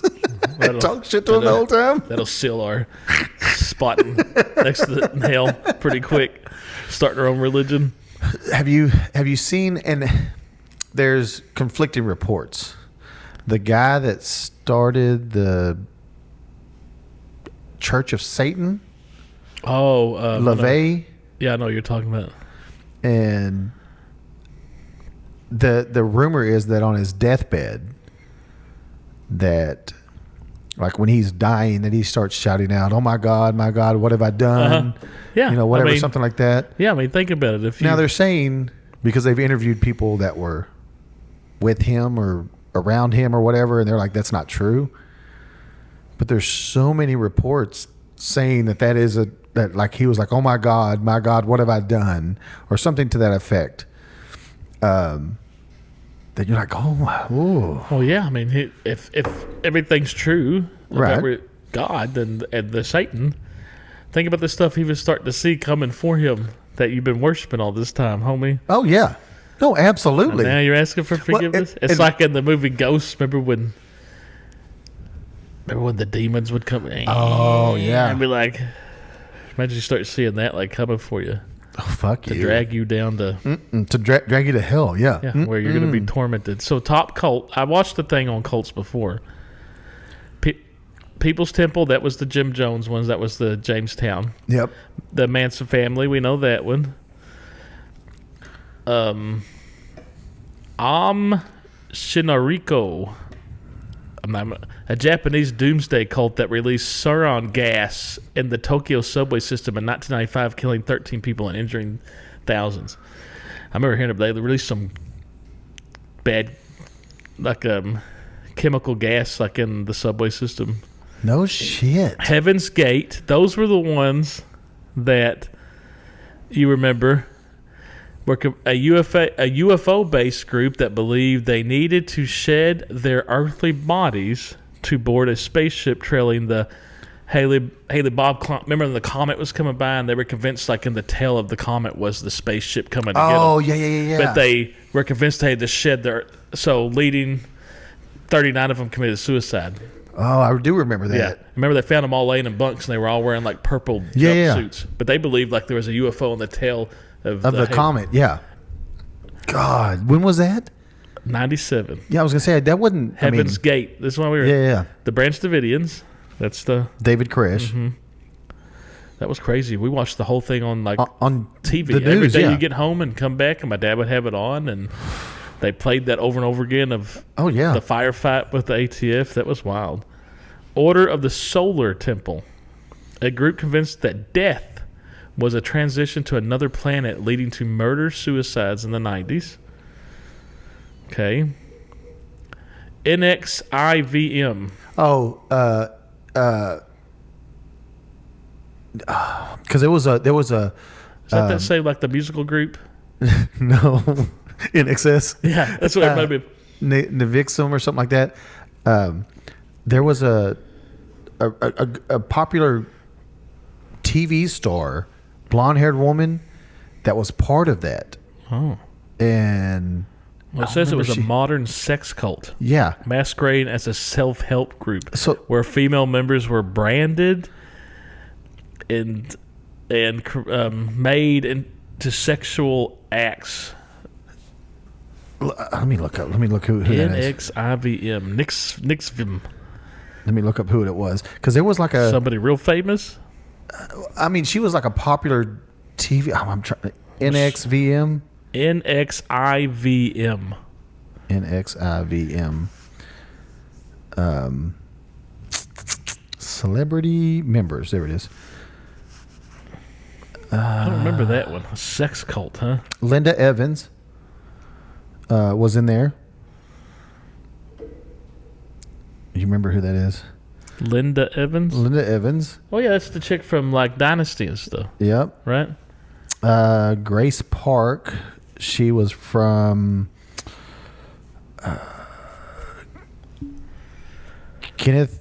Keith Rainier Conversations is a Well, series. Keith Ranier's the guy that started it. She was also in He's the guy that was Hawaii Five-0, But Keith Ranier's Battlestar Galactica. okay, Keith Ranier's the guy that started the cult, the sex cult. Okay, Jennifer Coblet. No, Kristen Crook. Oh, she's from Smallville. Maybe That's who it is. The blonde chick. That, Well, she's not blonde. No. Oh, really? So she was in it? Yeah. Oh, man. So this thing was fairly new. Catherine Oxenberg. Because it doesn't give a date on it. But Sarah Nikki Klein. There was a real. Oh, Allison Mack. She was also from Smallville. That's the blonde chick with the That's short the blonde one. Because she got caught up into like criminal activity too. Like, Right. But she was part of that Vixum or whatever it's called. the fundamentalist cult Church of Jesus Christ of Latter-day Saints. Oh, LDS? Well, That's the fundamentalist church of, Oh, okay. led by Warren Jeffs, who demanded total obedience and practiced forced marriages involving. Remember, I think they had to raid his like temple and everything. Oh, Warren G, huh? But yeah, all this stuff. It's usually based around, of course, like the UFO thing's big with cults, or of course religion. David Koresh used that he was the second coming of Christ, Right. Or the doomsday belief, right? They focus on that too. Like Charlie Manson, his was doomsday because he said there was going to be a race war, and I think he said like in the race war the African Americans were going to win, but then they were going to need help. I mean, if you look at sports, I mean. Yeah, but he said they were going to need help, like, to lead the thing after. So, like, his whole thing that he told his people, like, they were going to kick off the race war, not wait on it. Oh, okay. So that's why when he killed those celebrities and he wrote pigs on the, he was trying to make it look like that African Americans did it because he wanted to kick off the race war. And they were going to go hide in, like, a cave system and wait for the race war to be over and then come out. And he thought that, because he was a racist. Yeah, well, what? He thought that he was smarter than. Obviously, yeah. So when all the rest of the white men were dead, he was going to come out and lead everybody because he'd be the smartest man. Like that was his whole belief. No shit. Yeah.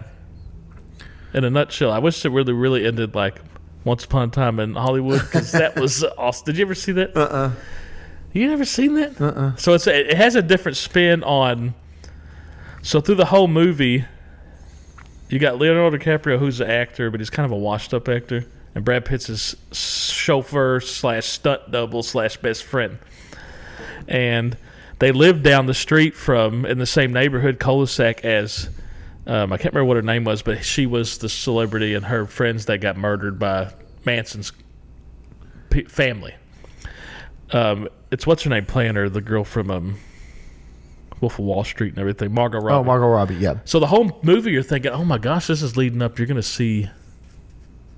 Because Brad Pitt kind of gets tied in with the cult at one point and beats the shit out of one of them. So you're thinking this is leading all the way up to when they murder. But instead, Chris, Manson? Not Manson. The director... Pulp Fiction. Oh, Quentin Tarantino. He likes to he put his own spin on it, like altering reality. Where was he in the movie? I don't remember him being in this. I was gonna say he's always. I don't remember him being in this one. But Brad Pitt, by beating the shit, they go after him instead of the lady that really got. And Brad Pitt and his dog fuck them up, like kill them all. And like it's a way more happier ending. Like they, oh yeah, because remember they come in and he had smoked some opium or something. So Brad Pitt's kind of high. And he's like, I remember you. I remember your little pale face, and you had a stupid name like Rex or. She goes, do it, Tex. And he goes, Tex. That's it. And it's great because even Leonardo DiCaprio has an old prop flamethrower, and he like lights one on fire with the flames. Gosh, it's a great movie. You need to watch it. It's pretty good. How long ago did that come out? Oh, 5 years ago, probably. Give me another 5 years or so, and I'll watch it. It's pretty good. I mean, I'm more of a like, let me watch it 10 years later. Because you have guy. Things seem like it's been out longer than. Because there's one scene where Brad Pitt's character's waiting just on set to do his stunt, so he's just, and Bruce Lee's there, and the guy that got playing Bruce Lee, like he's pretty good. Bruce Lee talks like him, looks like him, and he says something, and Brad Pitt just kind of laughs. Because he's supposed to be like a real tough guy, and he's based off like a real dude. Mm-hmm. And Bruce Lee's like, something funny, friend? He goes, because Bruce Lee's saying something like, he could take down Muhammad Ali in a fight, right? And that made Brad Pitt's character laugh, and he's like, you think you could take down Muhammad Ali? And he's like, yeah, but he starts laughing, and he goes, my friend, I'd take care of you, but my hands are registered as lethal weapons. So if we get in a fight and I kill you, I go to murder. And Brad Pitt's character, he goes, anybody that kills anybody in a fight goes to jail. It's called manslaughter. I think you little fancy man are just hide behind that, so they end up fighting like on set. I remember Bruce Lee's family in real life were like mad how they kind of portrayed Bruce Lee. Oh, really? Like they went to Quentin Tarantino was like they were pissed. His daughter was pissed at me. No shit. Yeah, because what was his son's name that died in The Crow? Brandon Lee. Brandon Lee. One of my favorite movies. I almost said Bradley, but I knew that wasn't right. Brandon Lee. One of my favorite. That's one of my favorite movies of all time, The Crow. And that was one of those shot by a gun or something? Yeah, prop gun had like a real bullet in it. Something was lodged in the barrel and boom. Jesus. And it was during the scene when he's getting shot, so everybody thought it was like acting. And then he didn't get up. They had to finish the movie without him. Mm-hmm. That was one of the first like CGIs on his face. That's so crazy. And that was going to be his movie to like, because he had been in some movies, but that was going to be his like. The one that just pushes him to stardom or whatever. And it's a great movie, in my opinion. Great soundtrack too. What's on that soundtrack? The Colts in there, Pantera's in there. Oh yeah. 9 Inch Nails, and I mean there was. Yeah, I need to go back. It's been forever since I've seen that movie. I need to go back and watch it. It's a great. I love that movie. If you're into like, I don't know, it's very dark though. Very dark. It's very dark. Not that '90s feel of It's not a feel good movie. No, but it's every guy loves it because it's pretty. The whole premise of the story. If people don't know, if you don't know at least the premise of the show, I don't know where you've been on The Crow unless you're a kid.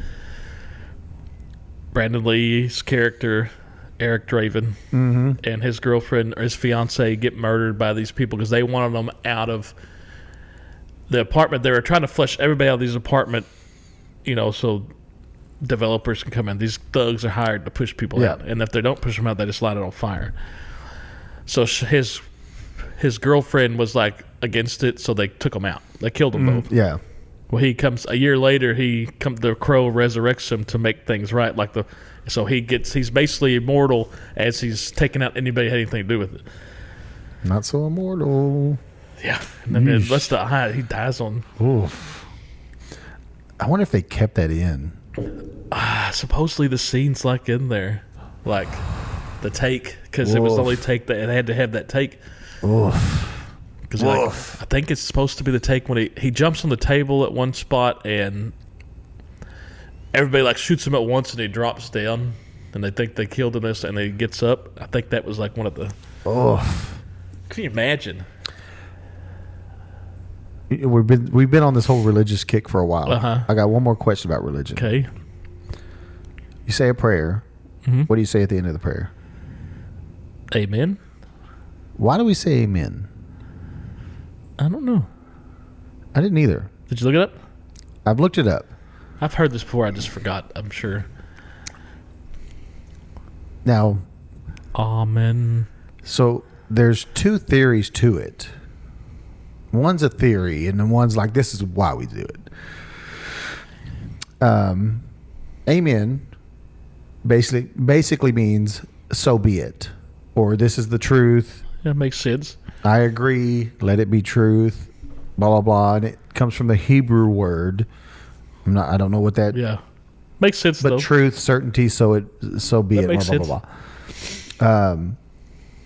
It like confirms. That makes sense. It's like a confirmation of. That makes sense. This, it sounds and if it's it derived from a Hebrew, I mean that makes sense. I mean the other explanation for it is back to Egyptian times. Like there was like Moses and there was Amun Ra. Okay, the Pharaoh. And there was Akhenaten, and they were fighting against each other. Okay. And I think Amun Ra won. I think these were gods or something, not pharaohs. Amun Ra. Okay. Was he I think these were death. I don't know. I think these were like the deities or the like they're demigods or something. Something to that effect. And now this is nothing in my notes. I had to look up why we say amen here, but the one that I've heard before is back in Yeah. It's Amun Ra and Akhenaten. Anyway, they were fighting each other, but I think Amun Ra lost and not won. But everybody was like all the Egyptians or whatever was backing Amun Ra because he wanted one god, not multiple. And Akhena was still with the multiple deities, the sun god, I don't think there were gods they were fighting over who we were going to believe in. They had to be pharaohs, right? yeah, something like that. Whatever it was, pharaohs, maybe pharaohs. That then. they were fighting on who we're going to believe in. Right. One was saying just the ultimate powers, and the other one was saying, no, we got these. Yeah, one was basically saying we're going to pray to one god. One was saying we're praying to all the gods. Yeah. And that's where like the Amen, because some people say Amen, not Amen. Yeah. And that's kind of the other theory. That's where it comes from. I would think if you're saying in like Christianity and stuff, you believe more derived from just the Hebrew meaning, because the Egyptian stuff would not really blend with the. But you do have relations to it. I mean, Moses was. Well, that's the other thing, right? Moses was raised by the Pharaoh as his.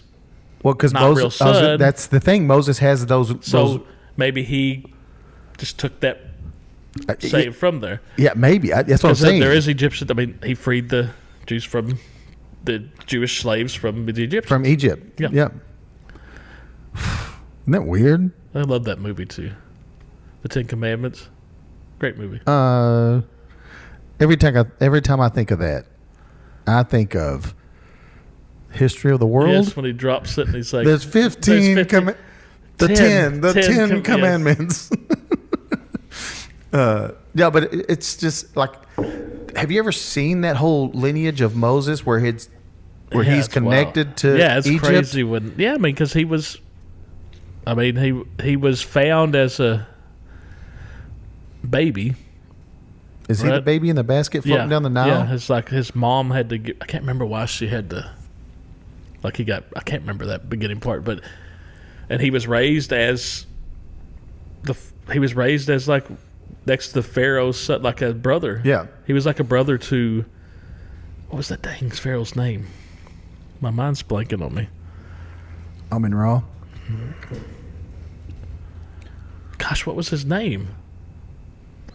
I don't know. Anyway, like they were brothers pretty much, and then all of a sudden, he got the signs from God saying, "Hey, you're here to free these people. You're these are your people." And then it's like the conflict between because they were like looked at each other like brothers and everything. The Pharaoh's daughter named him Moshe, or Moshe, Moshe. I drew him out of water. So the Pharaoh's daughter discovered the child while bathing, took pity on him, adopted him as her own. Mm-hmm. And she cleverly suggested a Hebrew nurse their mother to care for him, which was whatever. Wait, so yeah, you ever watched Ten Commandments? It's pretty. I mean, it's a pretty good movie. Obviously, I gotta pee again. I want to read some more of this. Parting of the Red Sea and all that stuff, And they redid it like with Christian Bale and somebody else, and it was called like Exodus or something. Oh yeah. Redid the story.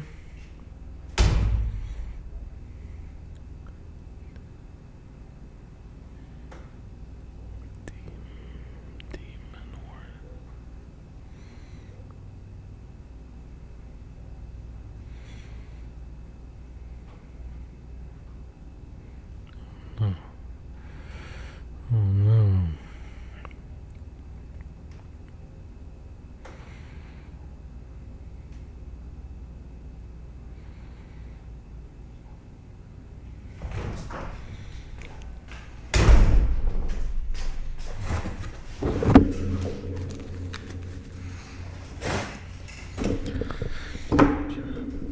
Yeah, so it's like I said, it's an interesting story because the Tutmos.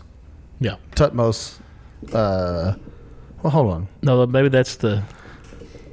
Is that the Pharaoh? Or is that his his stepbrother or not real brother but adopted? Well, brother? no. This is just talking about Egyptian names. Oh, okay. So Moses has strong Egyptian roots, like Tutmos, Amos, or Ramses. Ramses was his his brother. Okay. That ended up becoming Pharaoh, and he went to his brother Oh, okay. saying, let my people free, and basically battles. That's the whole. Huh. You ever watch Ten Commandments? It's pretty interesting. No, because every time I hear that, I'd go straight to the history of the world. Like I said, it's a long movie, but it starts off from the beginning to end. And History of the World was Mel Brooks. Mm-hmm. Did you watch the second part History of that? of the World Part 2? Yeah. Yes. Because that was like series. It wasn't a movie. No, it was 2 movies.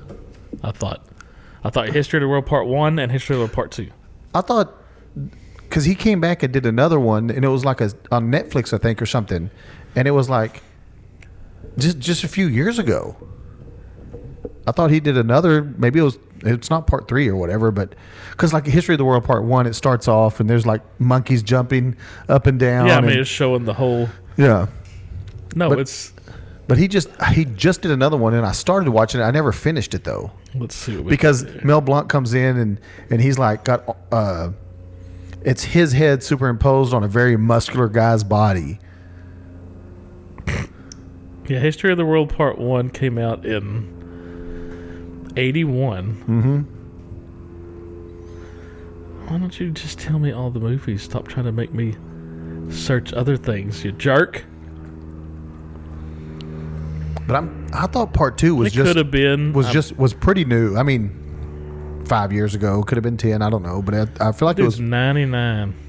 And he's doing this- Spaceballs. They're done shooting. Did you see Rick Moranis? Yeah. he looks. Well, I mean, he is old. I mean, he's old. Don't get me But wrong. I saw him and And the girl. they were talking about like it's kind of crazy because Lone Star, the actor, his real son is playing his son. Like No shit. Yeah, they said our son is his son in real life. And then you got John Candy's son playing Barf's son. Yeah. That'll be great I can't wait. I don't know when it's coming out, but I'm very excited for it. Just the stupid humor of it. because they said he was all like they'd all hoped one day they could. Okay, here we go. He wrote and produced the Hulu series History of the World Part Okay. 2. Okay, so it was a series. Yeah. I was thinking of a different. I've only I'm seen getting mixed up with like them. 2 episodes of it.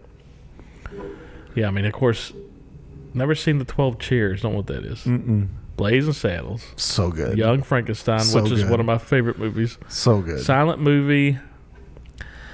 I don't remember that one. High Anxiety, History of the World Part 1, Spaceballs, Love Stinks, Robin Hood, Men in Tights, So good. Dracula, Dead and Loving It. So that good. one was so stupid. So it was good. great. No, but it's crazy how he's just trucking, and he's produced and written so much other stuff. It's It's cr- yeah. crazy.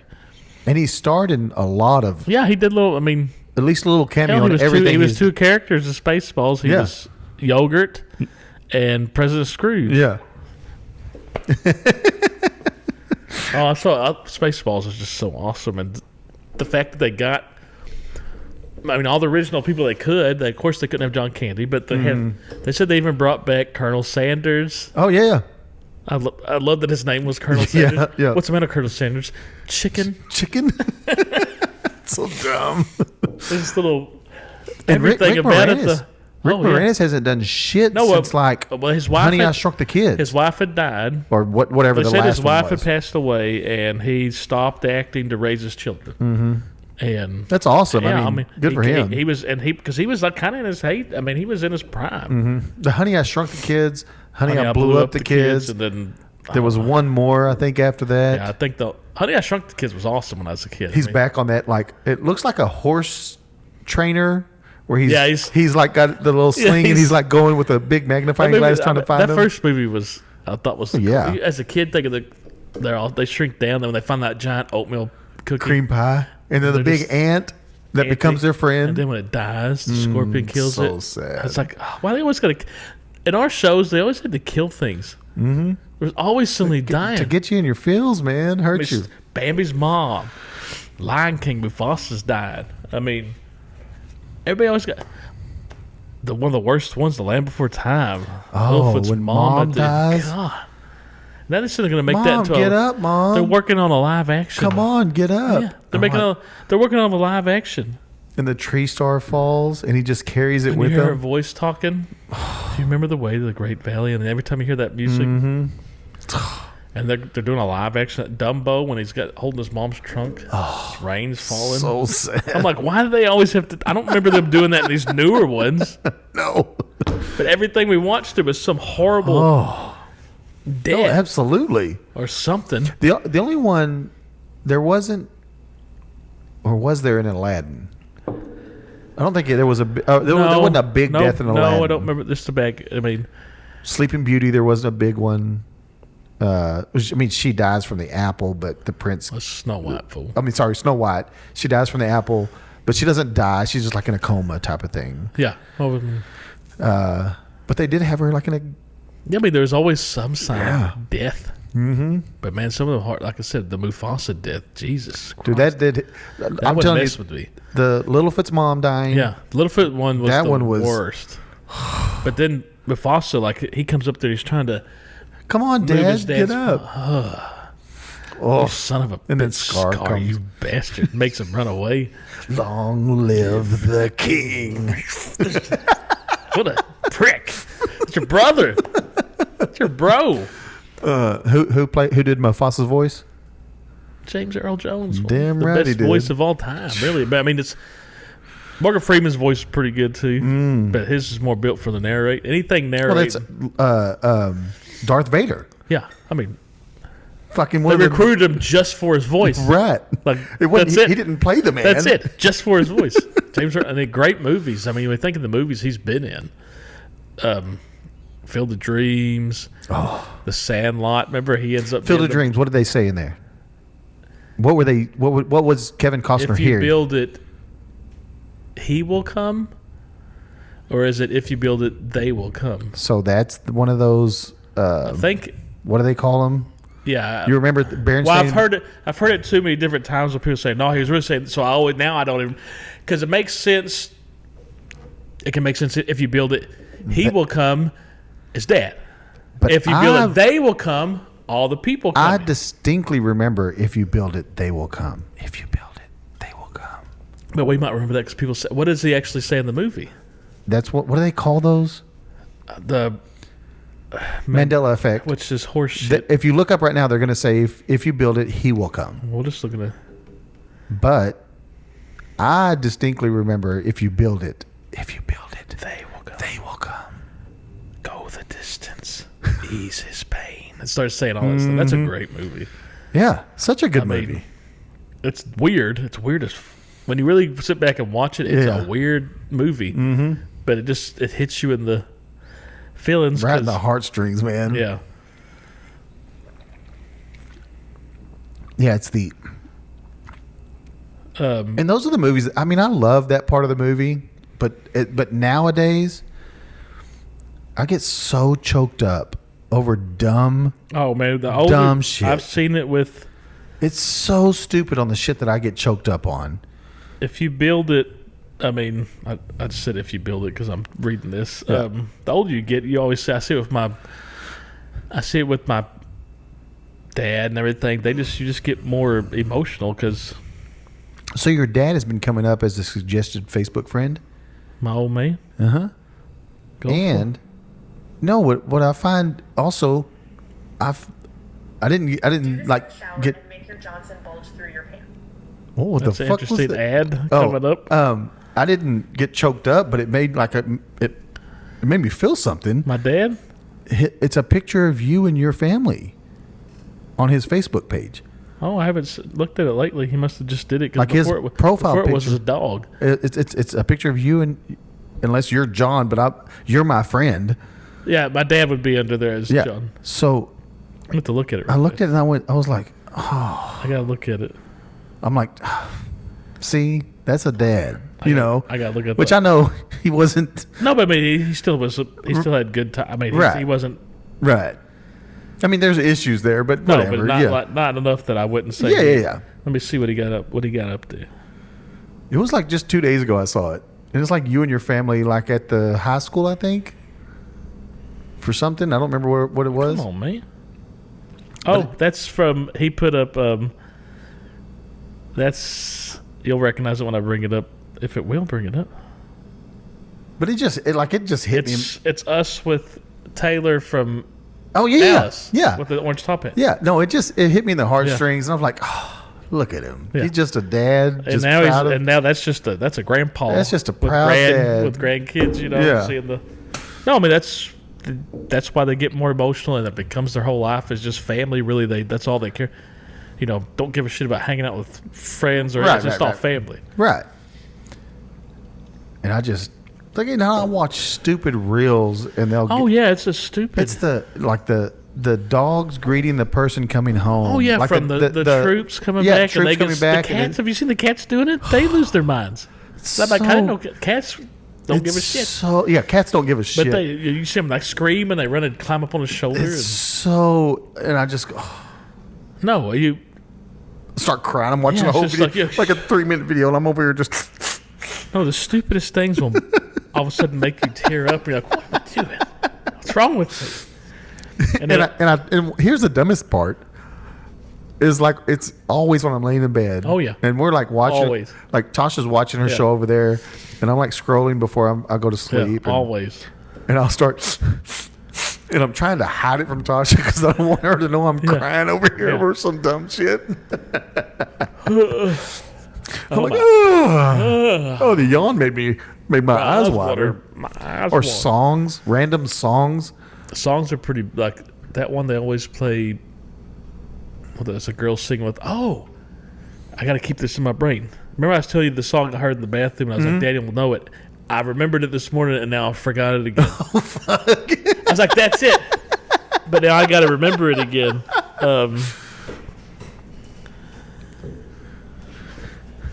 I think I got it. And you'll see what I'm talking about because it kind of sounds like the Toadies song. Yeah. It popped in my head this morning when I woke up. It's still in my head. Like I was like, So Blake was trying to explain a song to me last night that he heard while he was in the bathroom while we were at Chili's. and then I heard the. And he kept going, it goes like this. But it was. But I said, And I go, Toadies. and I said no. That's but Tyler. But it has a riff in like just the guitar. Let me see if I'm right on this.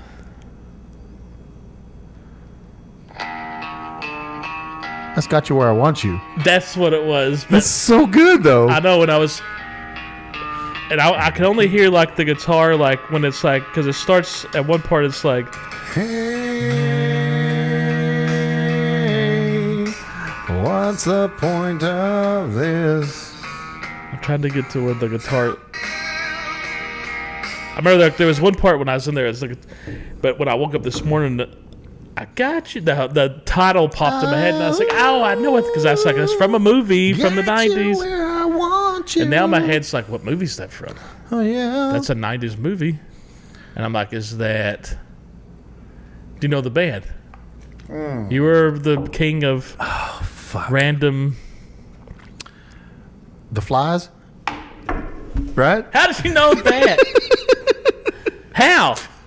It took me a second, but How did you know the clicked. Flies? When I just saw That's just their now. only song. I know when I saw that, I was like, the Flies. Yeah. But that movie, that song's from a movie. God, and I think, what movie is that? It's got to be a 90s movie. No, for sure. It's got to be like one of the And I think... Can't Hardly Wait. No, I think it's from Disturbing Behavior, which you had never seen. That has Katie Holmes in it.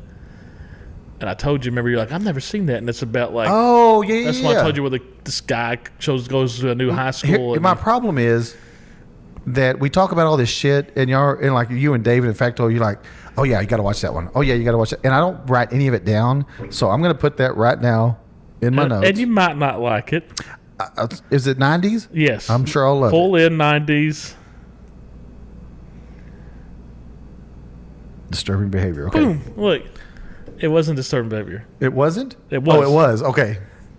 But no, I it's kind of like a... See, and that's a weird fucking thing you got too. Well, you got it with music. I got it with... I can... But you got it with music to a movie. Yeah, that's how I link it. But Disturbing Behavior, like I said, it's a movie that a lot of people our age probably had seen it back in the day in the 90s because we were around. It came out like when we were in high school. If you graduated, I mean, it came out in 1998.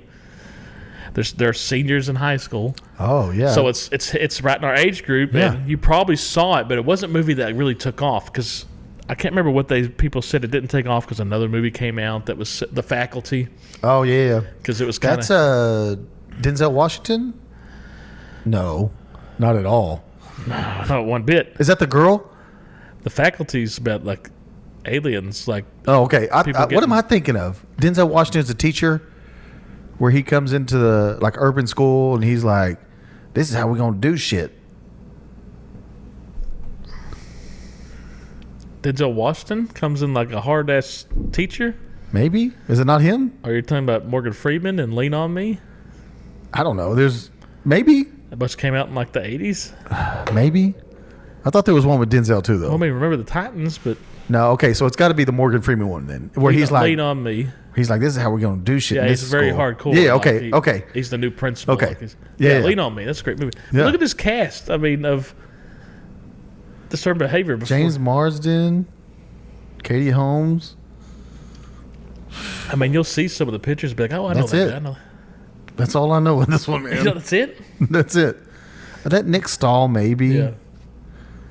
But I mean, the whole premise of it is this James Marsden, who everybody knows who Marsden. Mm-hmm. Kind of a boy getting in trouble a little bit. His mom and little sister and him moved to a different town. And they moved there because this doctor there is supposed to be good with Look at you. working with kids, like high school, you know. So he goes there and he has to see this doctor while he's, but he notices like a weird, like schools have cliques, but he notices like the prep kids are very like isolated to each other, but Oh yeah. and at first they're being very super nice to him and everything. But then he notices like you mess with them, they're kind of crazy acting almost like. So he makes friends with these two these three outsiders that are like not with the prep groups, and one of them's Katie Holmes. And Yeah. the other two are guys, and the one does big conspiracy theory dude, but he's like something's happening. Like he's convinced they're brainwashing these, something's happening to these guys because he said some of these guys used to hang out with me, and all of a sudden they're just like straight laced, and they come find out stuff's going. I'll leave it at that. It's pretty good. So, all the teen movies in the 90s. Which were huge. Yeah. But they were very big on the cliques, Well, yeah. right? Like Preps, the jock preps, The nerds. the nerds, Yeah. the the stoners and, Yeah. and then the outcasts or whatever they called them, the goth kids. the golf and kids, then, there was, skateboarders, or whatever. And so, like, that wasn't really a prevalent thing. Like, there were, like, There were cliques, like there were people that dressed a certain way, But- and everything, but but everybody. I was going to say, in the movies, they were separate. Oh yeah, like the and But in real life. like I said, there were bad nerds, there were jocks. Now, we did come from a smaller school, I mean, there were bad nerds, there were jocks, but they all intermingled. but we all got along with each other still. And You that's just- what, and I told the line for everything because I was in band Yeah. and I was Yeah. in And which, athletics. like I said, and, there were. and I was kind of a nerd. But like I said, we all got along with each other. I mean, No, yeah. sure, you hung out with your, but Right, at right. school, like there was no like, you can't sit at this table, because in But high that's school, what I'm it was like- saying, yeah. especially like 80s movie, great 80s movie, Can't Buy Me Love. Mm-hmm. Have you ever seen it? No, about I've this- heard the name. It's about this nerdy kid who's really smart, who's obsessed with the popular girl, and they used to be friends with their kids and their neighbors. That's Can't Hardly Wait. This is Can't Buy Me Love in the 80s. Oh no, Can't Hardly Wait is No, it's when they the make the preppy nerd- guy makes a nerdy girl. She But takes her no, this glasses off, nerdy she's guy, beautiful. like he used to be friends with her and their kids, and they were neighbors. And she like wears her mom's fancy dress and spills stuff on it, and her mom's gonna kill her. Well, he has all this money he had saved up to buy a telescope, like this. Like I said, he's a nerd, Mm-hmm. and he sees her like all distraught at the mall, and he basically tells her, "I'll give you the money to get your mom's stuff cleaned by this professor if you go on dates with make me popular." And she agrees to. The fucking what's that bitch's name? The Scarlet Letter, where she's real. Oh, Easy A. Yeah, Easy A. But I mean, this was 80s, so they were all Yeah, yeah. still.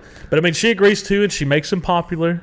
She makes the nerdy, but it's all shows like the tables. Don't sit at this table, blah Yeah. blah. Nerd. And then he starts getting consumed kind of by the popularity, and his forgets his other friends. his best Easy nerdy A. friend. Oh no, that's what 90s movie is that? You can see where they stole little pieces. Yeah. And so, she starts. It goes to his head, the power. You know. That's Mean Girls. Yeah, pretty much. That's Mean Girls. But reverse. Right. And like I said, and then she finally kind of outs him because he's getting too, like, she says, like, He's at a party, she like says, "You paid me to go out with you," blah blah. And of course, he's just ostracized. And now he's like, the popular kids or nobody will hang out with them. Oh shit. Like, and at the end, he has this big speech at the end of because they start. Well, that's the 80s movies, right? Yeah, I mean, they always speech, had and the slow clap because it's like his ex nerdy best friends sitting with one of the popular girls, but he's helping her with her homework, like her math. Yeah. And the jocks come up, "You can't sit here," and and he finally stands up for his friend and saying, "We all used to be buddies back in the day. This fucking bullshit, you know." And they do a slow clap at the end. It's great. You Can't Buy Me Love is the 80s movie. And the main girl, it's a sad thing, she like died like a... No shit. But yeah, no, as you're describing that movie, that took my mind to 3 or 4 different 90s movies. Gotta come. But they made the entire movie out of one piece of like that But movie. like I said, Jesus. I remember the tables being very prevalent on where you could sit, and if the nurse tried to sit it, like the jocks would push them right. around. And maybe that was true think in like bigger schools, There was probably a little bit to it. Of course, they're going to make it. But there was over exaggerated. Clueless. Yeah, it's so. They really got the clips different. The stoners sit over by the hill on the hill On over the there. hill. It shows them like rolling down it and stuff. But there was clicks. There's but always clicks, but we got along with each But it other. wasn't like that. We weren't like fighting. And I made it a point in high school just because I wanted to be friends with everybody. But that's like my entire life. I've been that way. I'm not. There's nobody, and I think I learned that from my dad. My dad never met a stranger. Yes. Like my dad was the guy that would talk to a fence post. He never met a stranger. And, Sounds like you. Right. Well, and that's where I learned Yeah. it from. And so throughout high school, that's how I was. And then that's when like shooting up a school was like starting to be a thing. Just at the end. Like just started to be a thing. When the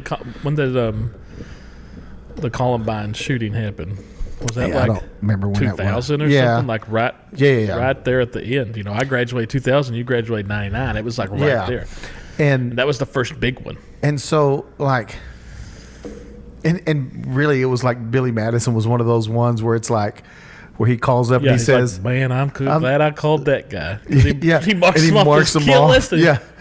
He marks him off the list to kill him, Steve Buscemi, who's a great actor, by the way. He puts the lipstick on. Just lays back on the couch. But, and it was always like there was always the kids that no one talked to in high school. And like I said, in some circumstances, high school kids are dicks, and but some kids really they just didn't have. They didn't want to talk to you, like you. Well, that was that too. Because there was some where I hated bullies. But I hated bullies because I was picked on when I was a little because I was small so I hated bullies. Right.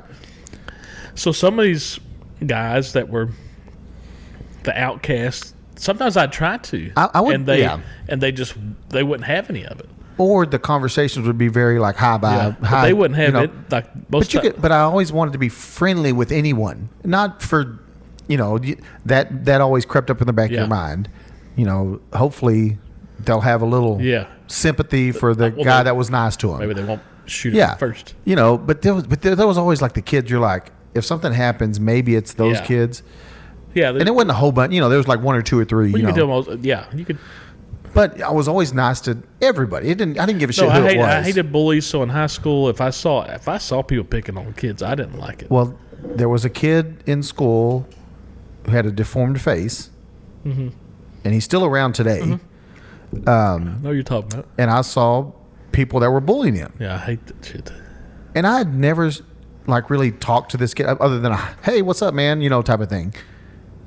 And I was like leave him the fuck alone. Yeah, I and hate you it. know, and you know, and then I back then I was working out all the time, and I was in very good shape, and I'm like, I'll fuck you up, Yeah. leave the fuck alone. You don't.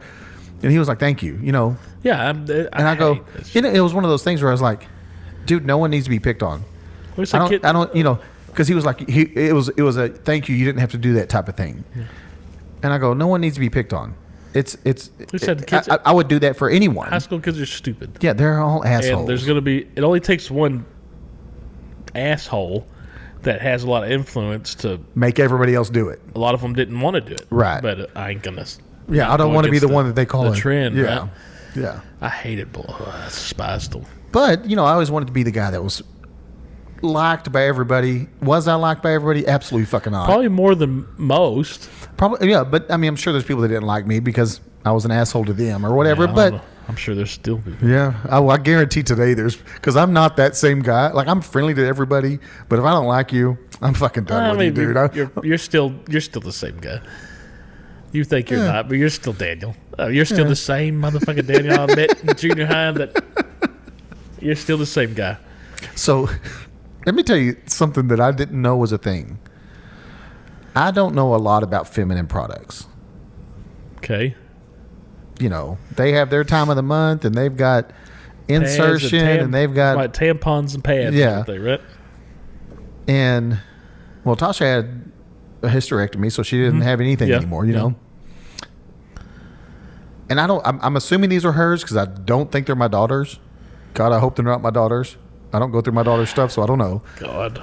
But there's like pads for thongs. Yeah. Didn't know that was a thing. Well, yeah. I mean, if you still need to wear a thong, but you're on your. I don't know. I don't know any of that. I didn't know that was a thing. Anyway, I mean, didn't either, but it makes sense. I mean, there's going to be one for any kind of underwear, sure. So I come home and you're wearing one. I'm wearing one backwards. I had some leakage out of the butt, and I look on the counter, and there's like a box of them there on the counter. What the fuck are these? And so I pull one out, and then Tristan comes over because he had a package delivered, and he was coming to pick up the package.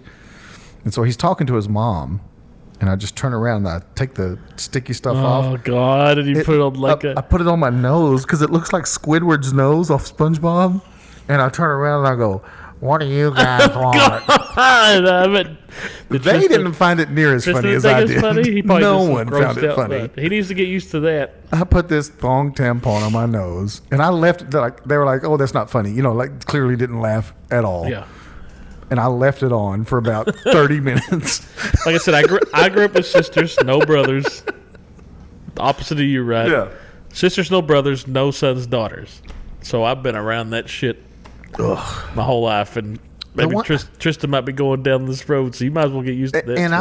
And I've also been, again, brothers. I have a sister, but No, I had nothing but two sisters, no boy. No, well, by the time she got around that, I was already out of the house. So you basically just had brothers. Yeah, so I had brothers, when it came to that and stuff. didn't know any of that stuff Yeah. going on, and so I've never been the guy that's like, let's talk about our periods, or been around, with a mom and daughter are just talking about. No. And now I have a daughter, and she's like, "Mom, No. and I'm like, I don't want to fucking know any of this. I grew up around it, and now You're growing up with it. I was listening. There's a guy named Sean Ryan who has a podcast. Yeah, the ex-Navy SEAL. He had a guy on his podcast the other day, and I was listening to it, and he helps with exorcisms. Oh yeah, I've listened to him before. I watched that one before. Yeah, the one that's done. He's a Catholic. Yeah. But he's also ex-military. Yeah, when you hear his stories, you're like, what? So, again, I want to know, number one, exorcism, that whole ideology is science fiction to me. Like, I don't think it's real. Maybe it is. I don't know. But I've never encountered or seen anything other than in movies. Oh, yeah, like you talking about somebody being possessed? Yeah. Somebody being possessed. I mean, you got to think, a lot of people, like, my stepdad was a big believer on when he'd see, like, somebody acting real crazy. That they're possessed. Like he goes, he'd always be like, Demons got him. Yeah, I think a demon's possessed that person. Like they're acting that crazy. Well, and I would say the same thing about the serial killers and stuff like that. Like they're possessed by something. Like could something be, or they could just be born crazy as shit. something right? wrong with something wrong with their But then brain. I go to believe that maybe that is the possession. Could be. Like the craziness and the Maybe that's a- lunacy. That is the possession. But you wouldn't think it wouldn't be fair if like a demon could like link on instantly to like a baby soul or something. Like, Right. Because they're pure. Yeah. They're nothing. Like you have to be like you got to be like corrupt or let it in or something like that. Where a baby ain't gonna do that. Right. It's pure. Right. So I believe you do. But I don't have think to, babies are crazy. Well, I mean, some people say they were just born with right. something's wrong with their brain when they were born. Something wasn't developed fully that makes them a sociopath or a psychopath or something like that. Yeah, I mean, I see that. I guess I guess you could be born a certain way, or you obviously upbringing could be play a big huge part thing. in that. Yeah. If you were raised in a horrible, abusive. Oh God, yeah. But I mean, a lot of these serial killers weren't, but some of them were. Yeah. Like, I don't remember Ted Bundy. I remember him saying he was pretty normal. Was he the clown killer? No, that's John Wayne Gacy. John Wayne Gacy. Ted Bundy was the good-looking one that didn't fit Yeah, the profile. yeah. Like he Yeah. was the good-looking dude that. Man, he wasn't good looking, by the way. Well, back then, 70s, maybe. they Yeah. said he was good with the ladies and stuff. Like he didn't fit. He was social. Like he did not fit the profile of a serial killer. Most of them are like, But so we were talking about, yeah, or I was thinking about, okay, exorcism. Again, now I want to talk to a priest. say, hey, how real say- is this? Because you yeah, always hear yeah. about like, And it's always Catholic and you always see in the movies where they say, we have to get permission from the church from the diocese to or from perform the, exorcism. No, it comes, and that's supposed to come all the way from the Pope, Right. You know that to give you authority to perform an exorcism. Right. So it's and, in and there, not every priest can do that. but it's in there. Like that's a for sure thing. Right.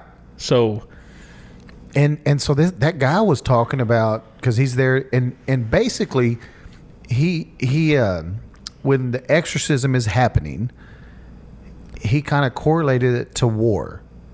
So like he was saying that because you'll you'll have a bunch of people there with, so it'll be the priest, he's the guy that's doing the exorcism, and then he'll have like the other people are like his helpers or whatever, yeah. and they're just constantly saying the rosary, just saying it over and over. and so again. they're just prayer. And he said that's your suppression fire. That's allowing the covering fire. yeah, that's the covering fire. So you that's can allowing advance. the advancement to happen. Makes sense. And it's cool that he's military too, so he can Yeah, so he could make correlate that it how connection. Yeah, you can understand. and I went, oh, that fucking makes sense Yeah. to me. So you're just fucking.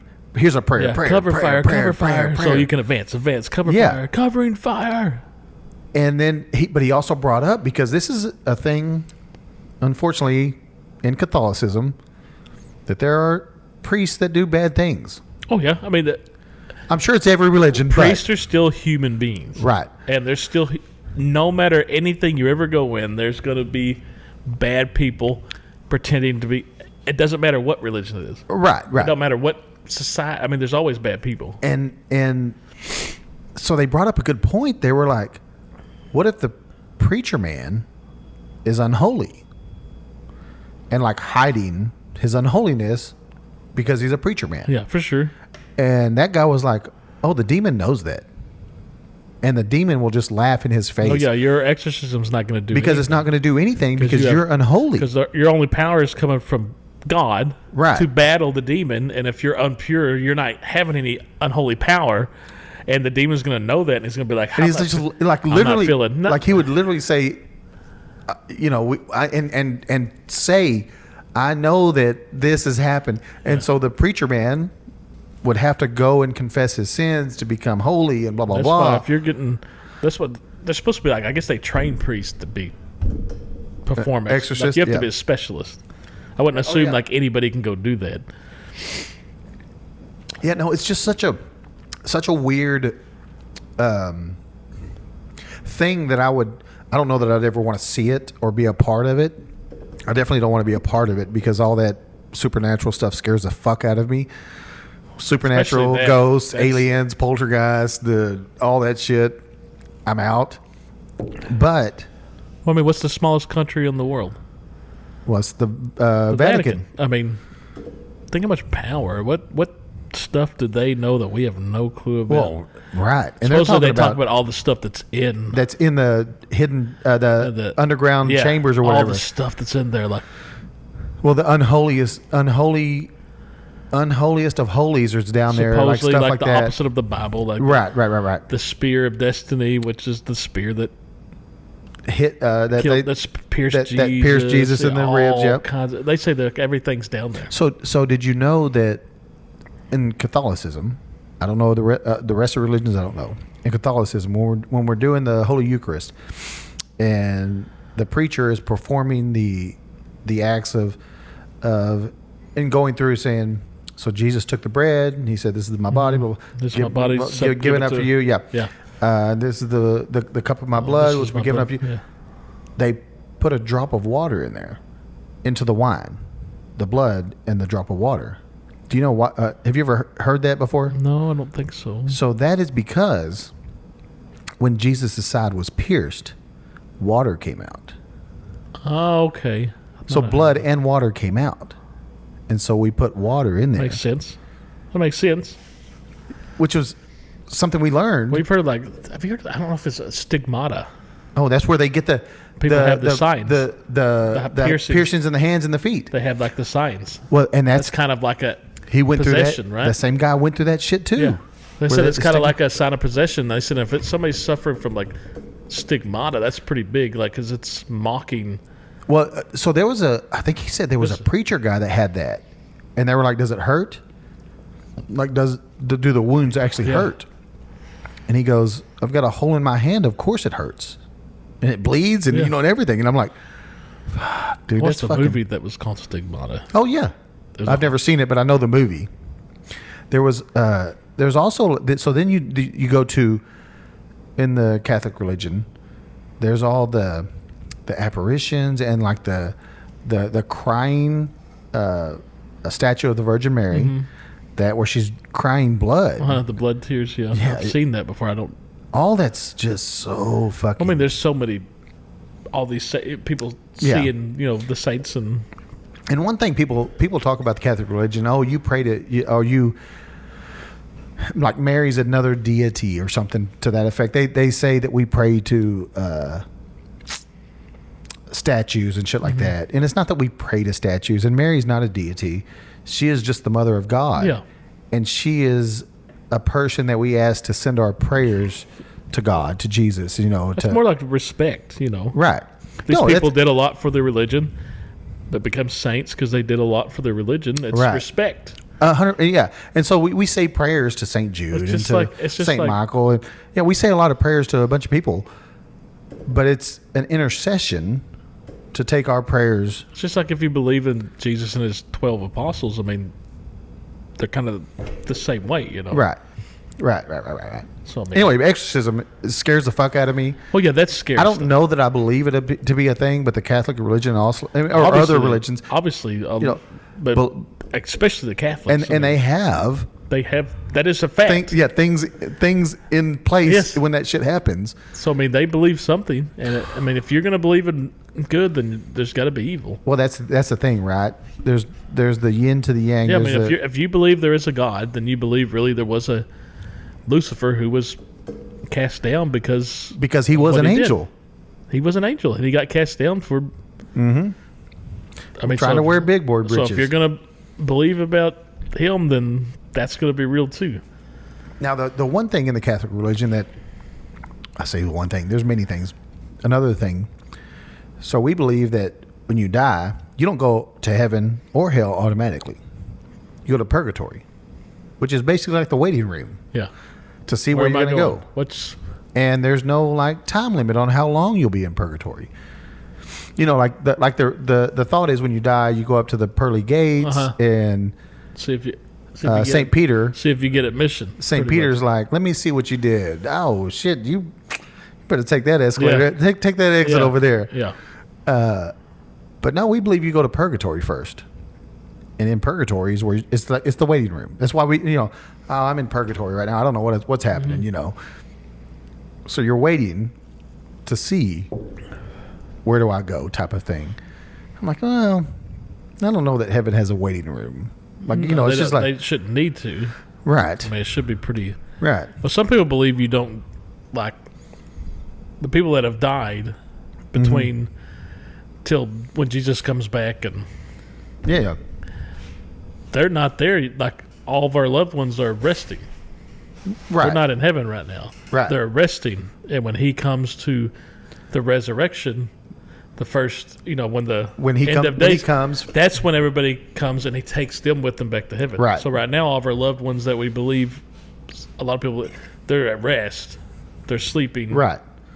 Which And would when- be the purgatory then. And when they're just asleep. Like, Well, yeah. We're not literally in a waiting room yeah. and sitting in And chairs going, when reading books. Boom, takes us, and then it's hell on earth for blah, blah. Well, and that's why they say he will come to judge the living and the dead. yeah, because that's when he's going to take everybody with him. Right. Right now, everybody's at rest till he comes. Right. That makes sense. Yeah. Like, some people believe, like, you go straight there. Like, you die, if you're worthy, I'm going to heaven right now with my wings on, blah, blah. Yeah. But, like, some people believe, no, you're at rest till the day of Till that happens.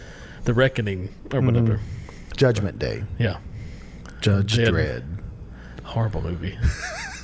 Awful movie. Awful movie. It was so bad. Sylvester Stallone? Yeah.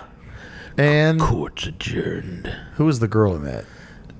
Diane Lane, I Yeah. do believe. Good looking woman, but court's adjourned. Bring the law to the lawless. It was so bad. I think Rob Schneider was in that too.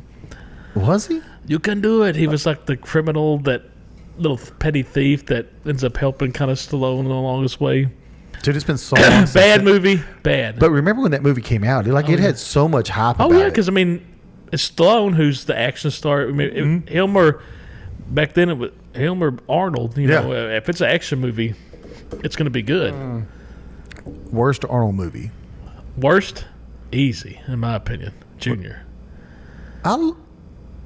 when he gets pregnant with the Oh, yeah. horrible movie. I was going to say that one was. Oh, That's the worst. you're right. It's That's not even, that's the it's fucking not even close worst. because it's supposed to be comedy, and they were trying to ride off of because Dan Aykroyd's in it again because how good Twins was. Yes. So they're like, let's put them in another comedy movie Twins together. was so fucking great. They tried this. good. Also sad. Yeah, but it's Go great. towards movie. the end, yeah. Twins, is a great movie. I forgot about that Yeah, one. Junior's horrible. I was going to say the one where he's trying to buy the action figure for Christmas. Jingle All the Way. Yeah. It's Not you great. know what's funny is it's become like a cult classic, and I don't get it. Not that good. Put the cookie down. It's not that good. But I mean, no, but Junior, What's the one where he's like awful movie. the one where he's talking to the kids in school? Kindergarten Cop's great. Kindergarten Cop, That's great. yeah. And that's It's what not that's a funny. tumor. Like you find out, like Maybe Arnold's- I got a headache. Maybe it's a yeah, tumor. it's not a tumor at all. We're gonna play a game. Who's your daddy and what does he do? What does he do? But I mean, that's when Twins and everything showed that Arnold could be funny. He was actually pretty. He was good in That's Twins. beer number 4, and we are here to party. He was good in Twins. God, he's so good. Him and Danny DeVito were great. Danny DeVito might be one of my favorite actors. He's great. You think about anything he was in that you can be like, Taxi. He was great in that was Taxi. his start. Like I said, I'm trying to think of all his movies because I remember when I was a kid, I used to get like him and Joe Pesci mixed up Oh my God. because they were both like short guys. Well, now I want to see what all movies he was in. Batman Returns when he played the Oh, the penguin, he penguin? was great. He was great in that. What am I thinking of with my getting a brain fart on him? Well, let's see. Oh, he's in some new movies. Drag. I don't know what that is. He was in the second Beetlejuice. Remember we watched that one. He was the janitor that got Janitor messed guy. up. Yeah, He was good in that too. I'm like he didn't have a big role, but I mean No, he was good enough though. he's at a status now where they can get you to just do a cameo. You know. He was in Car Wash. Is that Richard Pryor? Oh, the '70s car wash. Yeah, 1976. No kidding. Huh. I don't know if I've seen that one. The Wise Guys, Danny DeVito and Joe Pesci. God, I would have been thrown for a loop in that movie. War of the Roses, I remember that. Yes, that movie is Russell. Michael Douglas. Michael Douglas. And she was hot back then. She ended up not looking romancing the stone and everything. Not Sharon. I'm going to look it up now because we're right here. Kathleen Turner. Yeah, that movie was yeah, crazy. Remember, they're just fighting like hell, and Yeah. they both die at the end. Yeah. Yeah, DeVito was like the lawyer or something. Yeah. Hoffa, Jack the Bear. Jack the Bear, I remember that one. He was in like, 8 Seconds? Danny DeVito? It's in his movies. 8 Seconds with the bull riding movie. Yeah. That's what it says. I've seen that movie 100 times. Why don't I remember him being in that? I don't know. Renaissance Man? Oh yeah, that's what. Oh, The military movie. So he is a like college professor or whatever, and he gets sent to a military base to teach, something, and he gets the kind of the rejects that are in the military. Oh, yeah, they call them the double D's, and there's like double D's dumb as dog shit. Oh, that's Mark Wahlberg's one of them. It's like a Major Payne. Kind of, but he's not military. Yeah. But Mark Wahlberg's one of them, like Oh, a young God. Mark Wahlberg, and yeah, I remember that movie. Pulp Fiction? Yeah, who was he in Pulp Fiction? Danny DeVito. I don't know. This is in his filmography. I wonder if he like produced some of this stuff, because I don't remember him in Pulp Fiction either. Maybe. It just says his movies. As an actor, comedian, director, producer, so maybe. Get Shorty. He was in that one. Great movie. If you've never seen it, Uh-huh. have you seen that one? Yeah. There's a second one called Be Cool, I haven't seen that. which isn't as good, but it's okay. But Get Shorty, he plays like an actor, like he's supposed to be himself. Matilda. Girls love that movie. Golly, Yep. he was a bastard in that one. He was in Space Jam? Or was he maybe a producer in Space Jam? I think he wanted to play, maybe. Mars Attacks? Yes. Such, That's when Jack played like 3 people in that one. I mean, there's a bunch of stuff. But yeah, I mean, he was in a... Okay, so he's in a... How High? What's the worst that could happen? He was in such... Like I said, the 80s movies that really influenced us was like Twins, and we remember... I mean, The Penguin. I mean, he was so gross. He was so disgusting. Death to Smoochie. I know the name. I don't remember that movie, though. But the two that stand out to me is Twins and Batman Returns. Along Came Polly? I haven't seen that movie in a long. That's the Ben Stiller movie. Yeah, and Jennifer Aniston. Aniston. Alec Baldwin's character in that was greatness. He's like his boss. Deck the Halls. Oh yeah, the Christmas one with him and Matthew Broderick. Mm-hmm. I mean, he's got a shit ton of movies on. But I mean, here. it's really there's two that stand out to us. Yeah. Beetlejuice. No, Twins and Penguin. I mean, he was so gross. He was so disgusting. And that was the Michael Keaton Yeah, Batman, that right? was the first Tim Burton ones. That was Yeah. the first two with the dark. Dude, he was so... gross and eating that. Remember he's eating that raw fish. Yeah. And you got Michelle Pfeiffer as Catwoman, and Christopher Walken was that one dude with the crazy hair that was like the rich guy. Oh, yeah. Jesus Christ. Great cast. I mean, yeah, that was man. I remember when he was on Friends. Remember? Oh, he was a stripper on Friends. Dressed like a cop, and he's like, They made him cry. he's like, hey, I do this.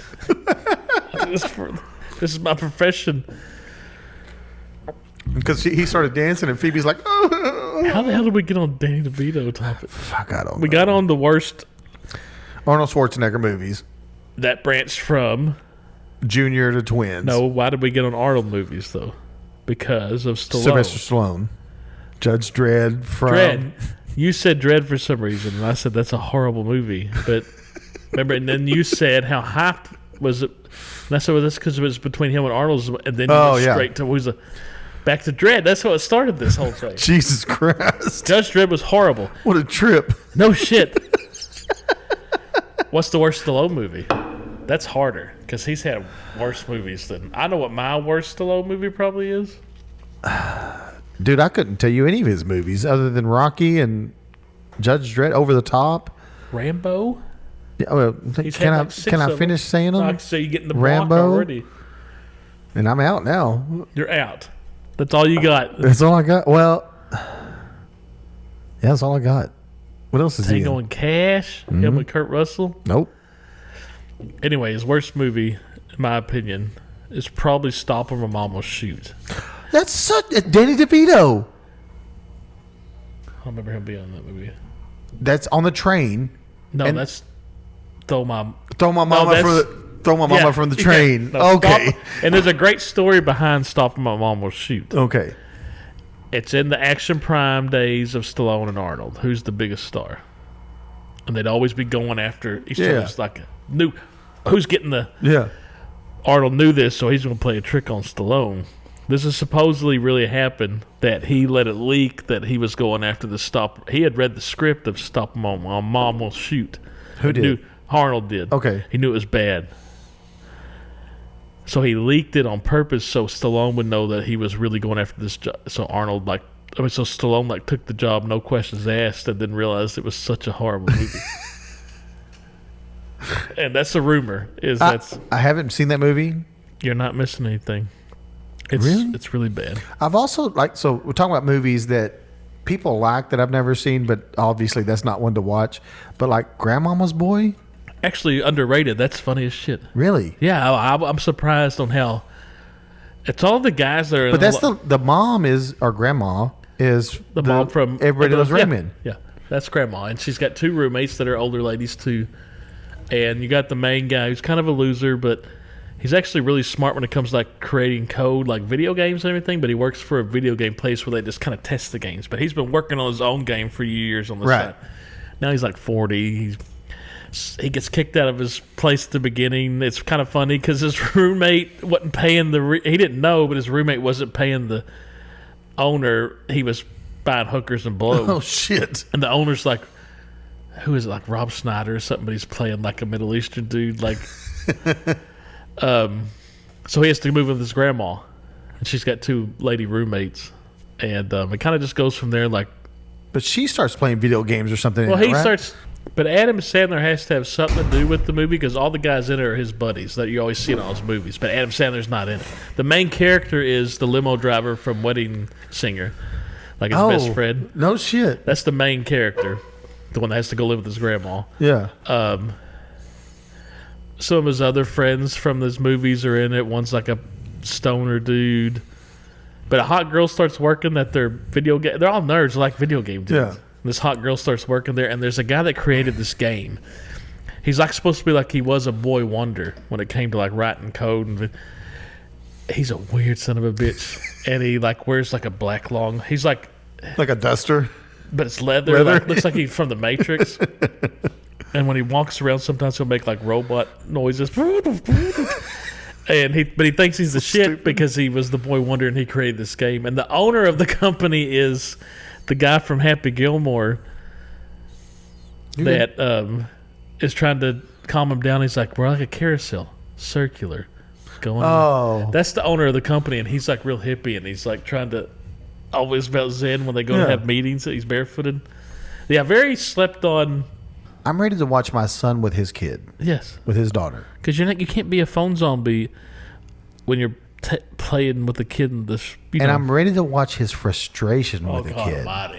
And understand that, like his frustration is going to be different than me with him, because it's dad and son. He's dad and daughter, so that's a whole different relationship. Especially the firstborn too. That's Right. That makes your firstborn's a girl, And you don't know what and the you're a fuck guy, you're doing, but you're so gentle. It's right? that. And I can't wait for him to have a boy, and hope he does. Why? Can't wait for him to have a Sexist? boy. No, I just want him to have You a boy sexist bastard. and have that father-son. Oh, rubbing it in my face. I didn't have a son. Well, that's your fault. I want him to have that father-son relationship For the torment that to he put you- understand. Like, so father-daughter is a different relationship than father-son. God, I can imagine. Yes. So like you've gone through 2 father-daughters, still going through them. Right. And for the rest of your life, you're going through father-daughter. Yeah. You know what I mean? Yes. Like it's never father-daughter. No. But the No, father-son relationship, like for me, it was great, and then teenage years, and he's doing what men do, Yes. like the Doing testosterone. what They're- young men young do men, when they yeah, all right. they're thinking about is one thing. And now he's at this age, he's 21, 20, almost 22. No, he's 22. Jesus Christ, he's 22. And he's now like real life. Now like it's real life's I mean, happening. he's having a kid. He's buying a house. Right. So yeah, so real life's The happening. real shit's coming down. and now he's going to understand what real life is, The good and the bad, and there's both. Right. And I told him More good than bad most of the time. 100%, but there's always the bad part Oh, of yeah. it. And I told him, dude, I'm like, look, your kids, you're going to love them. And that love you feel Yeah, is it doesn't- unmatched it to doesn't anything compare you've to- ever felt in your life. The love you feel for your kids is unmatched. Like, I love my wife. I guess when my kids are younger, and I right or wrong, I don't know.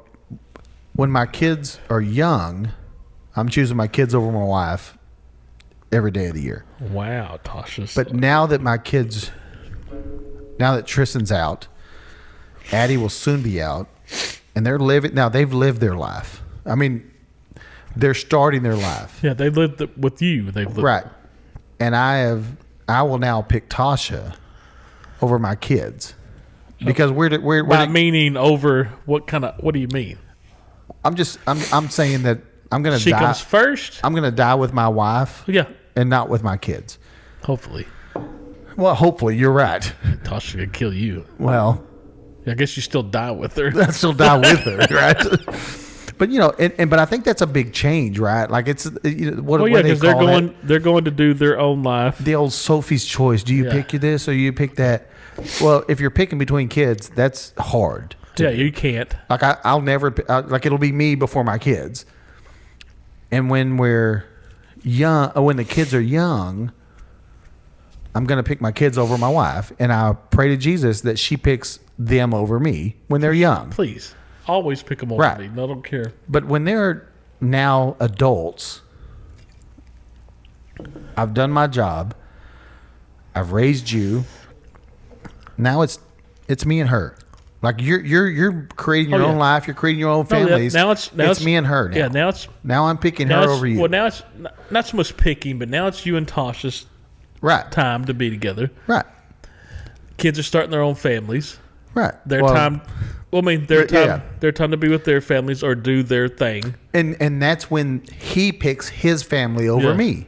Yeah, for sure. Like, Like, and I don't know if he you ever absolutely truly should. will, but like who your priorities. Right. No. It's not like no. it's not like picking like no. But priorities go towards his wife, his baby, 100%. before priorities go to you. Right.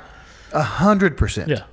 Now, will I still help them and do things for? Absolutely. And I don't know if deep down a parent can ever be like, all my priorities to my wife. There's always going to be like, No, I mean it's. but you It's- can focus more on it's just still we've lived our life and they're starting their life. yeah. That's the, Sledgehammer. that's yours. Oh, didn't know if you wanted. I saw can see the cans. I saw you eyeballing it. Wow. No, but it's always that's a tough choice. No matter what. But I just can't wait to see him with his daughter.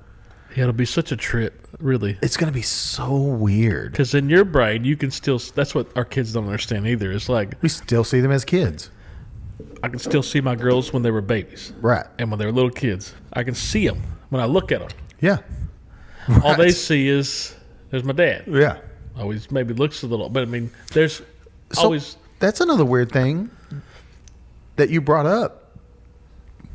I don't ever see my mom as old. Excuse me. I don't see my mom as old.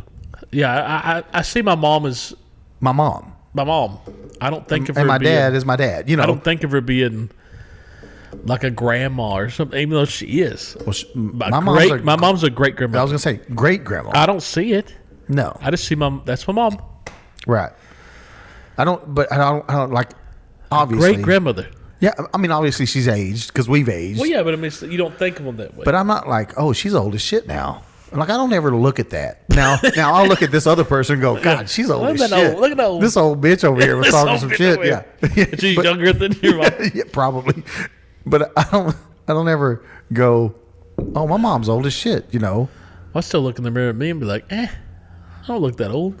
You still do the old, I'm still in the, I mean, I'm just look okay. I'm looking at my face. I'm like, I don't look that old, you know. I just got, And then I'm like, in the morning, I got bags under my then I'm eyes. thinking, then I think in my head, is people looking at me at work like? Cause now all of a This sudden, old head. Well, now all of a sudden I'm like at work, like I've been at the same place forever. Yeah. I remember being the young hot shot coming in. And, Oh, motherfucker, yeah. you old motherfucker, you old bitches. You know, making fun of all the old guys and shit. And now I'm like, I see a lot of guys and people working there I can tell are younger than me. And you're the old guy. And I'm like, you're how the old are head. they looking at me like this old motherfucker? Yes. You know? And I don't see it. I don't Yes. feel it. I mean, I don't feel like it mentally. That Yeah. I'm some fixing to be 45-year-old, fixing to have full-grown kids. You're the old motherfucker. Yeah, I became the old fucker, and it's weird. When you can see it when you've been in the place for a long time. Yeah. When I first started there, I was 20 years old. Mm-hmm. No wife, no kids. Now I'm 45, almost. Been married for 22 years and been together for, Almost 22. well, it's coming pretty quick. And been together for this November, we've been together for 27. Count them. 27 years. That's We've been together. awesome, though. Is it? That's fucking awesome. 27 years. Think about the That's people you fucking- know. And here's another story that I tell my... the kids never listen. I'm like, who you date in high school is not who you're going to marry. Right. I said, and if you do, that's... Like, I've told Tristan this, and I've told... Which Tristan did marry the woman he was dating in high school. Got taken advantage of by older women. He did. He did. But and I go, who you date in high school is not who you're going to marry. But if you do, that's awesome. If it really is like works But out. yeah, but if it, Because too many times there's- I know a lot of people that Too many got times married you've to heard the about, person, old, They- new, friends of ours. fast marriages that lasted like 5 years and it was, or 10 Friends of years. ours. Yeah, for sure. A bunch of them.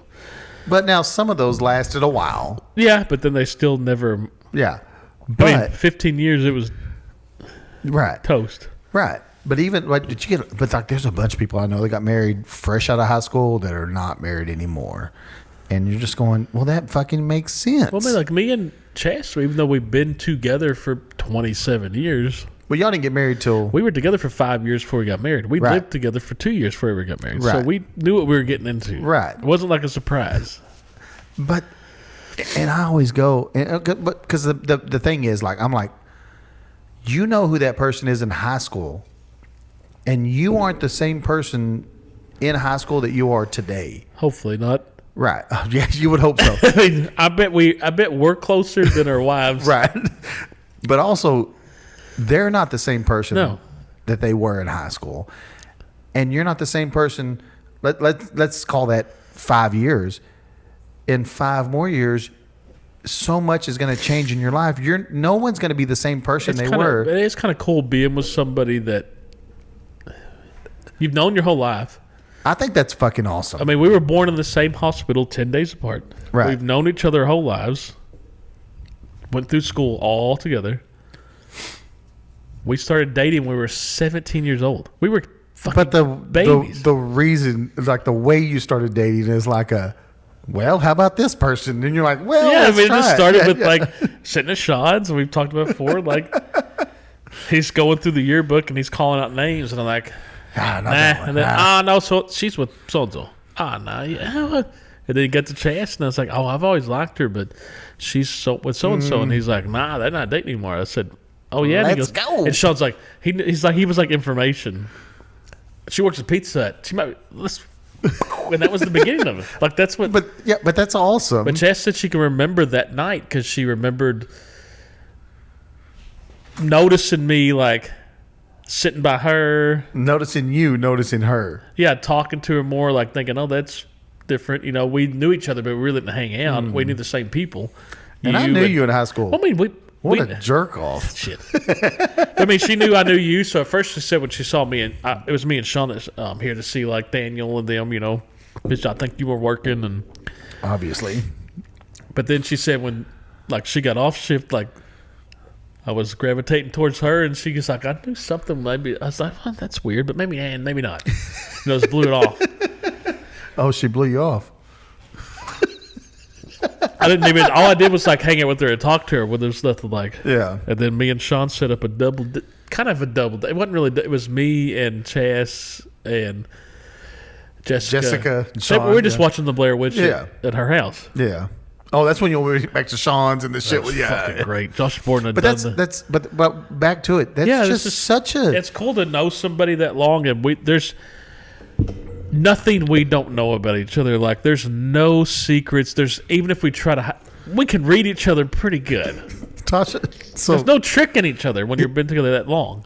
right, and that's it. It's awesome. Like that's such a great story, and it's. I mean, y'all aren't. It's but it's one of those like fairy tale kind of Well, yeah, high you hear school it. sweethearts. I mean, it ain't blah, over blah, blah. yet. And yeah, but you've overcome a lot. Yes. Still going through a lot, raising kids, the family, and that's such an awesome story.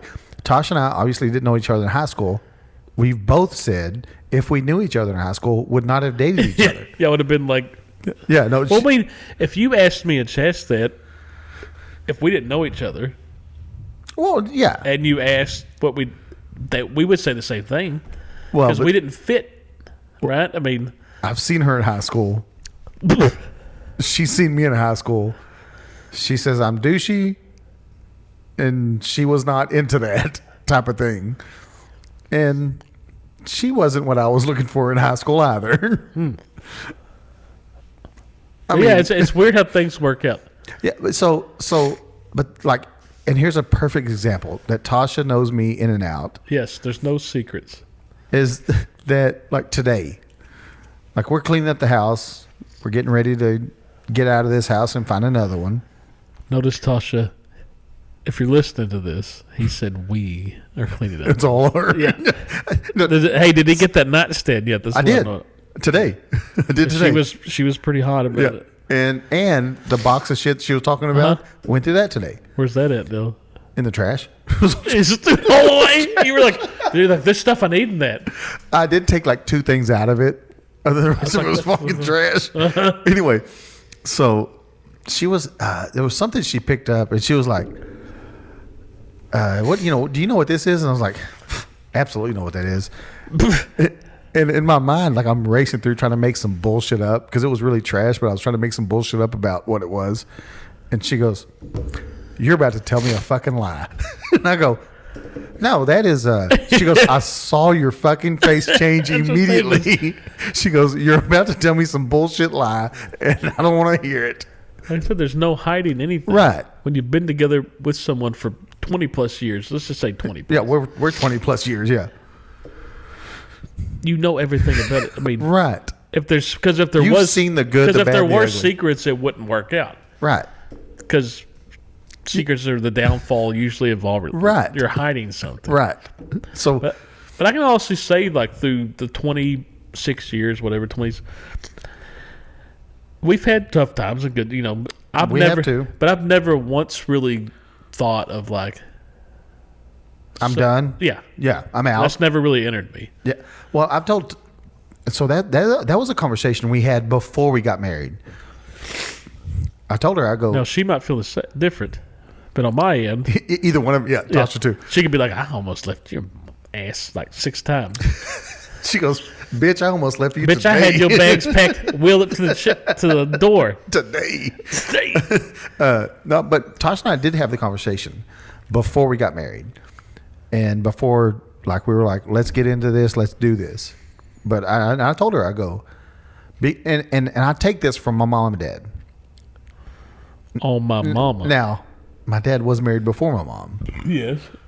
but I saw the love of my mom and dad for almost 50 years. My dad promised my mom 50 years before he passed away. He made it like He was. 47. It wasn't lack of trying. No, yeah, he made it like sure. 47. But still, you saw that much of right. that. But I saw the love between Yeah. them, even the fights, and none of that mattered. At the end of the day, they loved each other so much, and I saw that growing up. And I told Tasha, I go, I'm getting married one fucking time. I go, so if you are not in this for the long haul, if you're not my ride or die, if you are not here through the good, the bad, the ugly, and all the bullshit in between, we're not meant to be. And that's okay. Yeah, and that's fine. okay. Let's just not do this if that's. Yeah, that's okay. We've had a great time. We Yeah. had fun.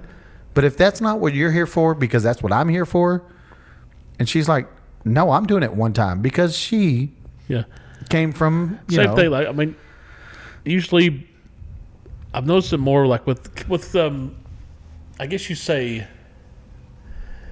either really strong relationships like that they see from their parent, or broken ones. and that's the difference between them. Because mine's broken, yours was the solid that you saw. Yeah, mine's a solid. So in my brain, I'm like you. I'm like, there's no way I'm getting married again. If for some reason this didn't work out between me and Chas, especially after this long, like something happened, no. I have no desire to want to ever No. be with anyone else. I mean, what's the point? I mean, I'll hire a prostitute. Yeah, but that's just different. That's Yeah, just. that's not love. It probably won't, because by that time, if you're like don't in wanna your spend the 60s, money. you don't even give a shit about that anymore. I mean, come on, man. Saving that money for a six-pack. Right. Yeah, so I know things work, but I don't see myself marrying anybody. Yeah, but I also don't have the want to learn No. somebody's ins and outs, and I don't, But she was all in, and I'm like, it's the good, the bad, the ugly, and everything in between, the highs, the lows. We have to be in, like that's where I'm at. Like I don't want to, no bullshit, no, Yeah. nothing. We are in it. We're ride or die, and that's what we are. And she was basically like, I'm in. No, She's like, yes, absolutely. But you're right.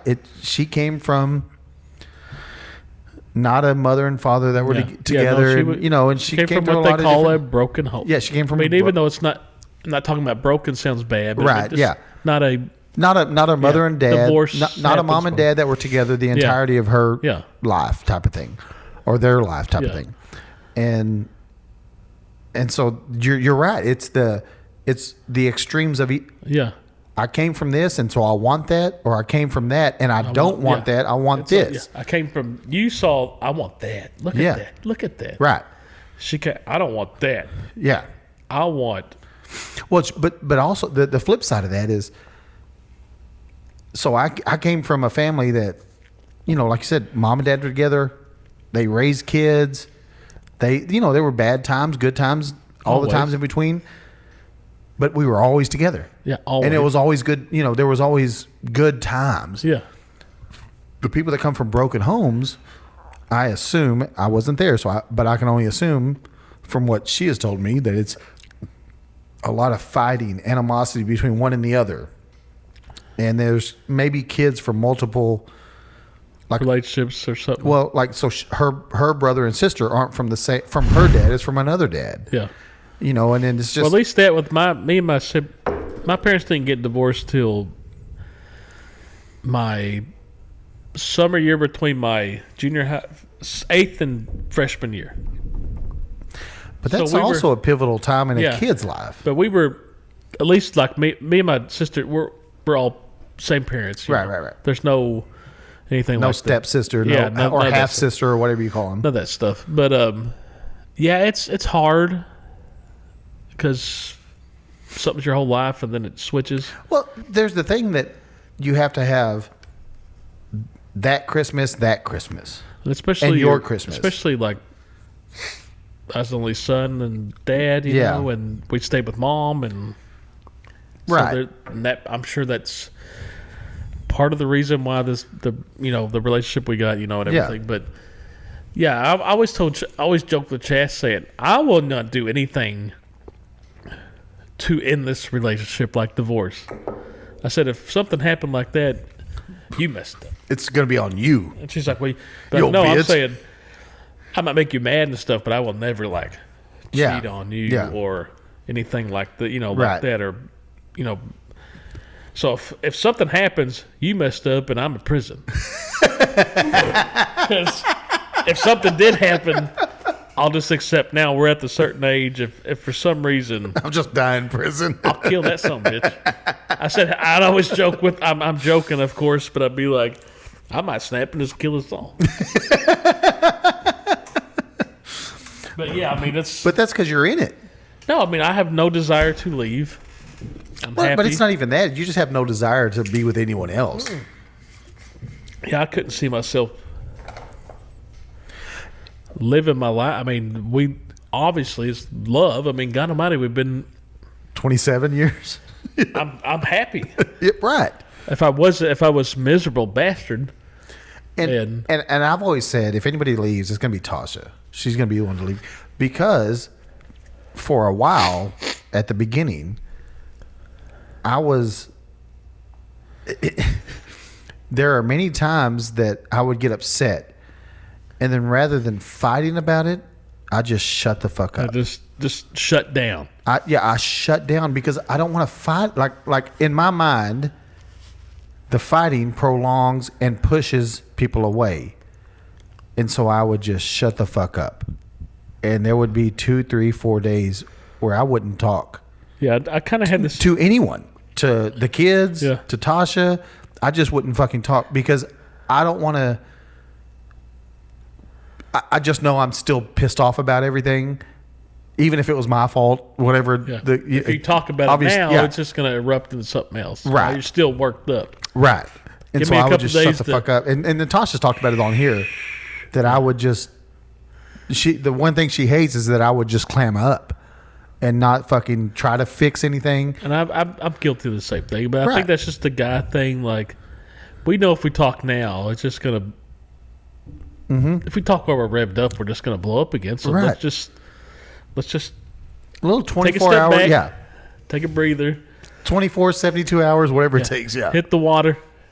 Right. Right. That's what we're thinking. Just And so when the day I realized that's also not good to just shut the fuck up No. and not talk to anybody for No, 'cause days you're- on end.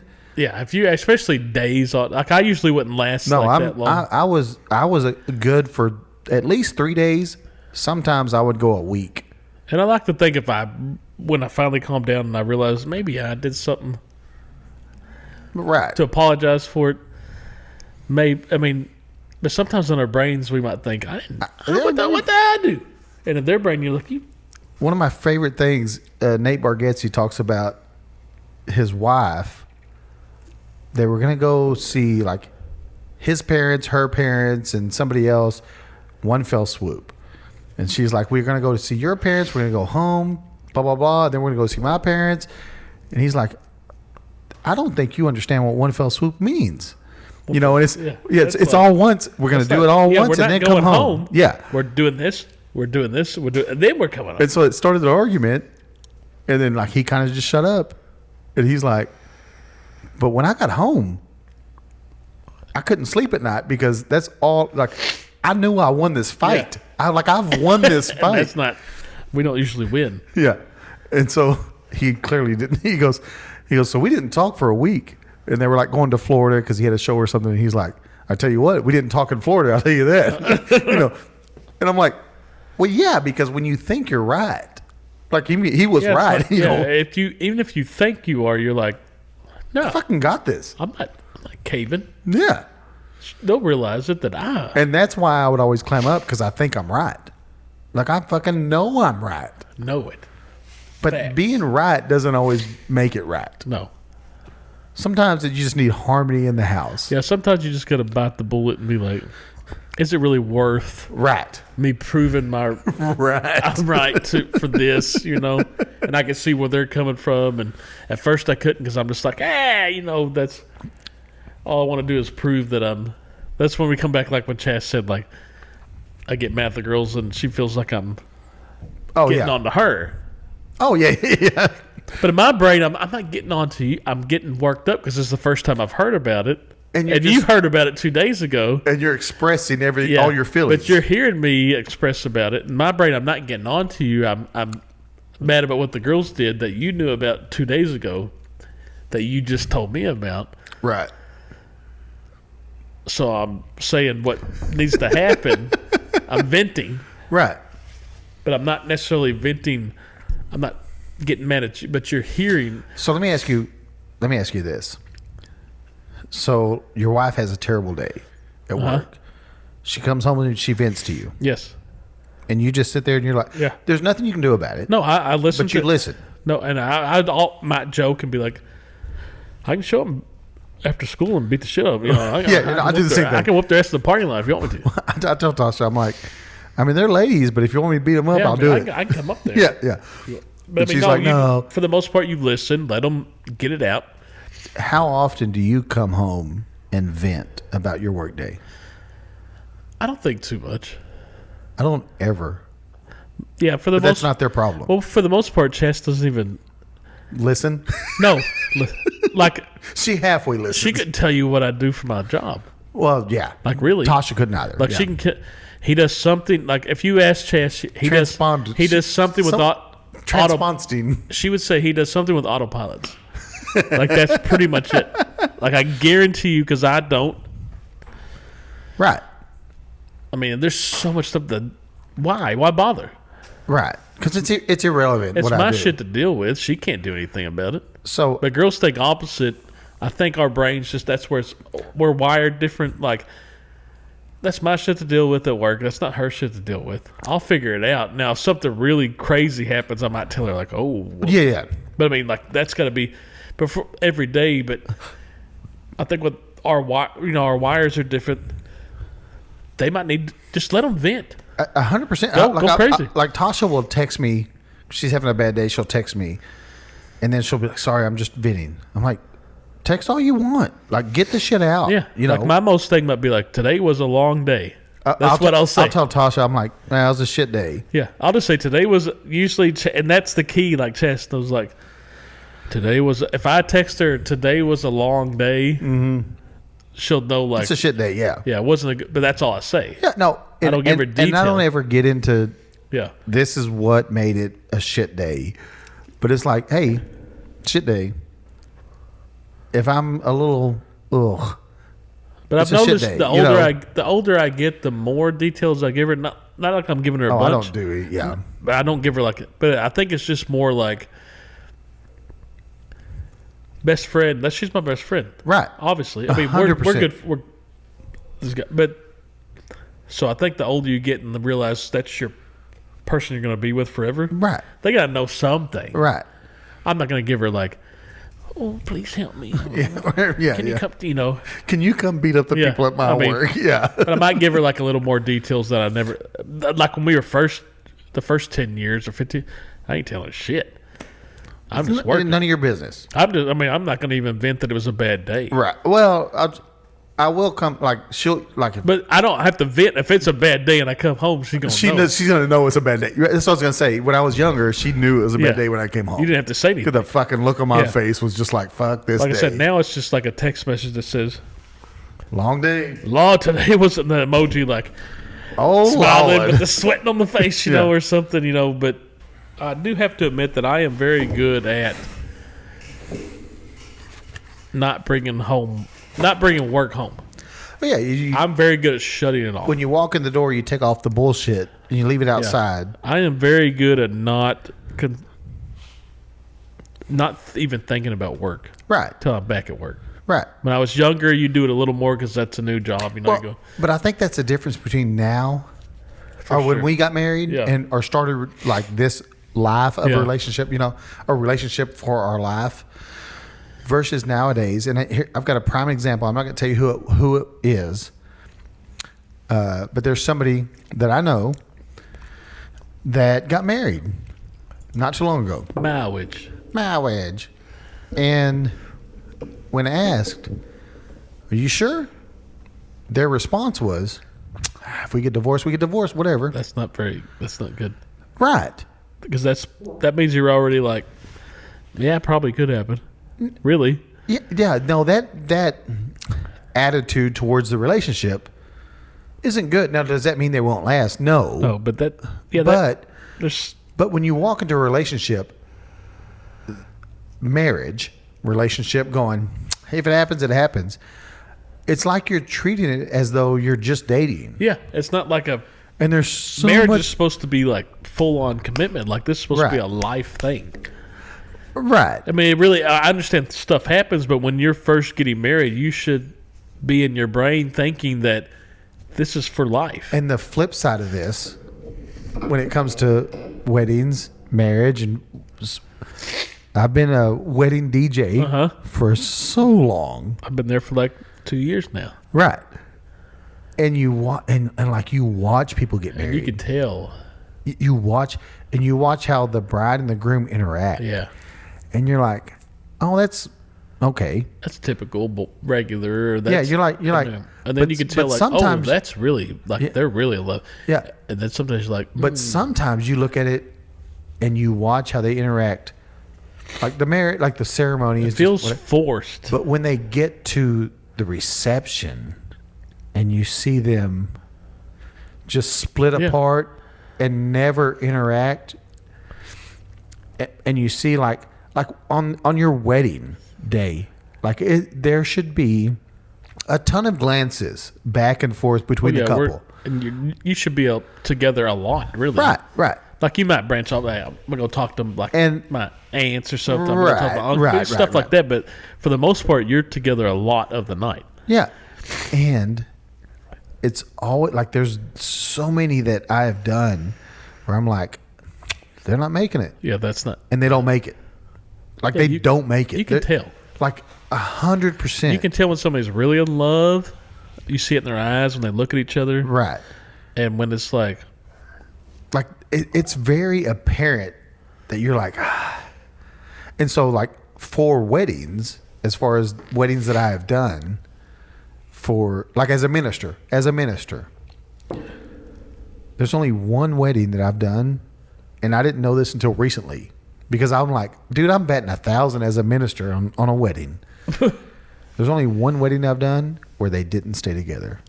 well, technically two, because you did one recently for your son, and they're still together. No, where they didn't stay together. Oh, where they did. There's one where I they thought you didn't. said they all. Okay. No, there's one where they didn't stay together. And it was like a very last minute, hey, we need you to be the minister. And I'm like, okay, cool. Yeah, I'll do it. And so I didn't really know them. And everybody else you did, you knew. Yeah, Like, every really- other really well. every other wedding I've done as a minister. Well, I think the first one you I've did known. was it Scott? Scott and Frida. That was yeah. the first, and that's when you did the marriage and all Yeah. that stuff. Yeah. That was the very first one, Right. and I was there for that. Yeah, you were. That was a good wedding, It was a great wedding. great reception. Oh, it was a great wedding. Me and Frida Yeah. were singing together. There's a picture of us singing together. Oh, really? Like she's and I'm leaned back and we're both like singing. Yeah, so that was the first one still Yeah. together after I don't know how. I don't know how many I don't know years. how I don't Frida either. you've done that. Well, it's because he doesn't fucking do anything, and she would rather be at home as well. And he stays at home just playing video games, and just she like does her being own homebodies, shit. Cool. Yeah, two homebodies together, stay together forever. But other than that one, which I didn't really know them, I knew him, not her, and didn't know their relationship. You son of a bitch, grow up. I felt it. All right, you got anything else? Nope. All right, we'll see you later. Get out. Bye.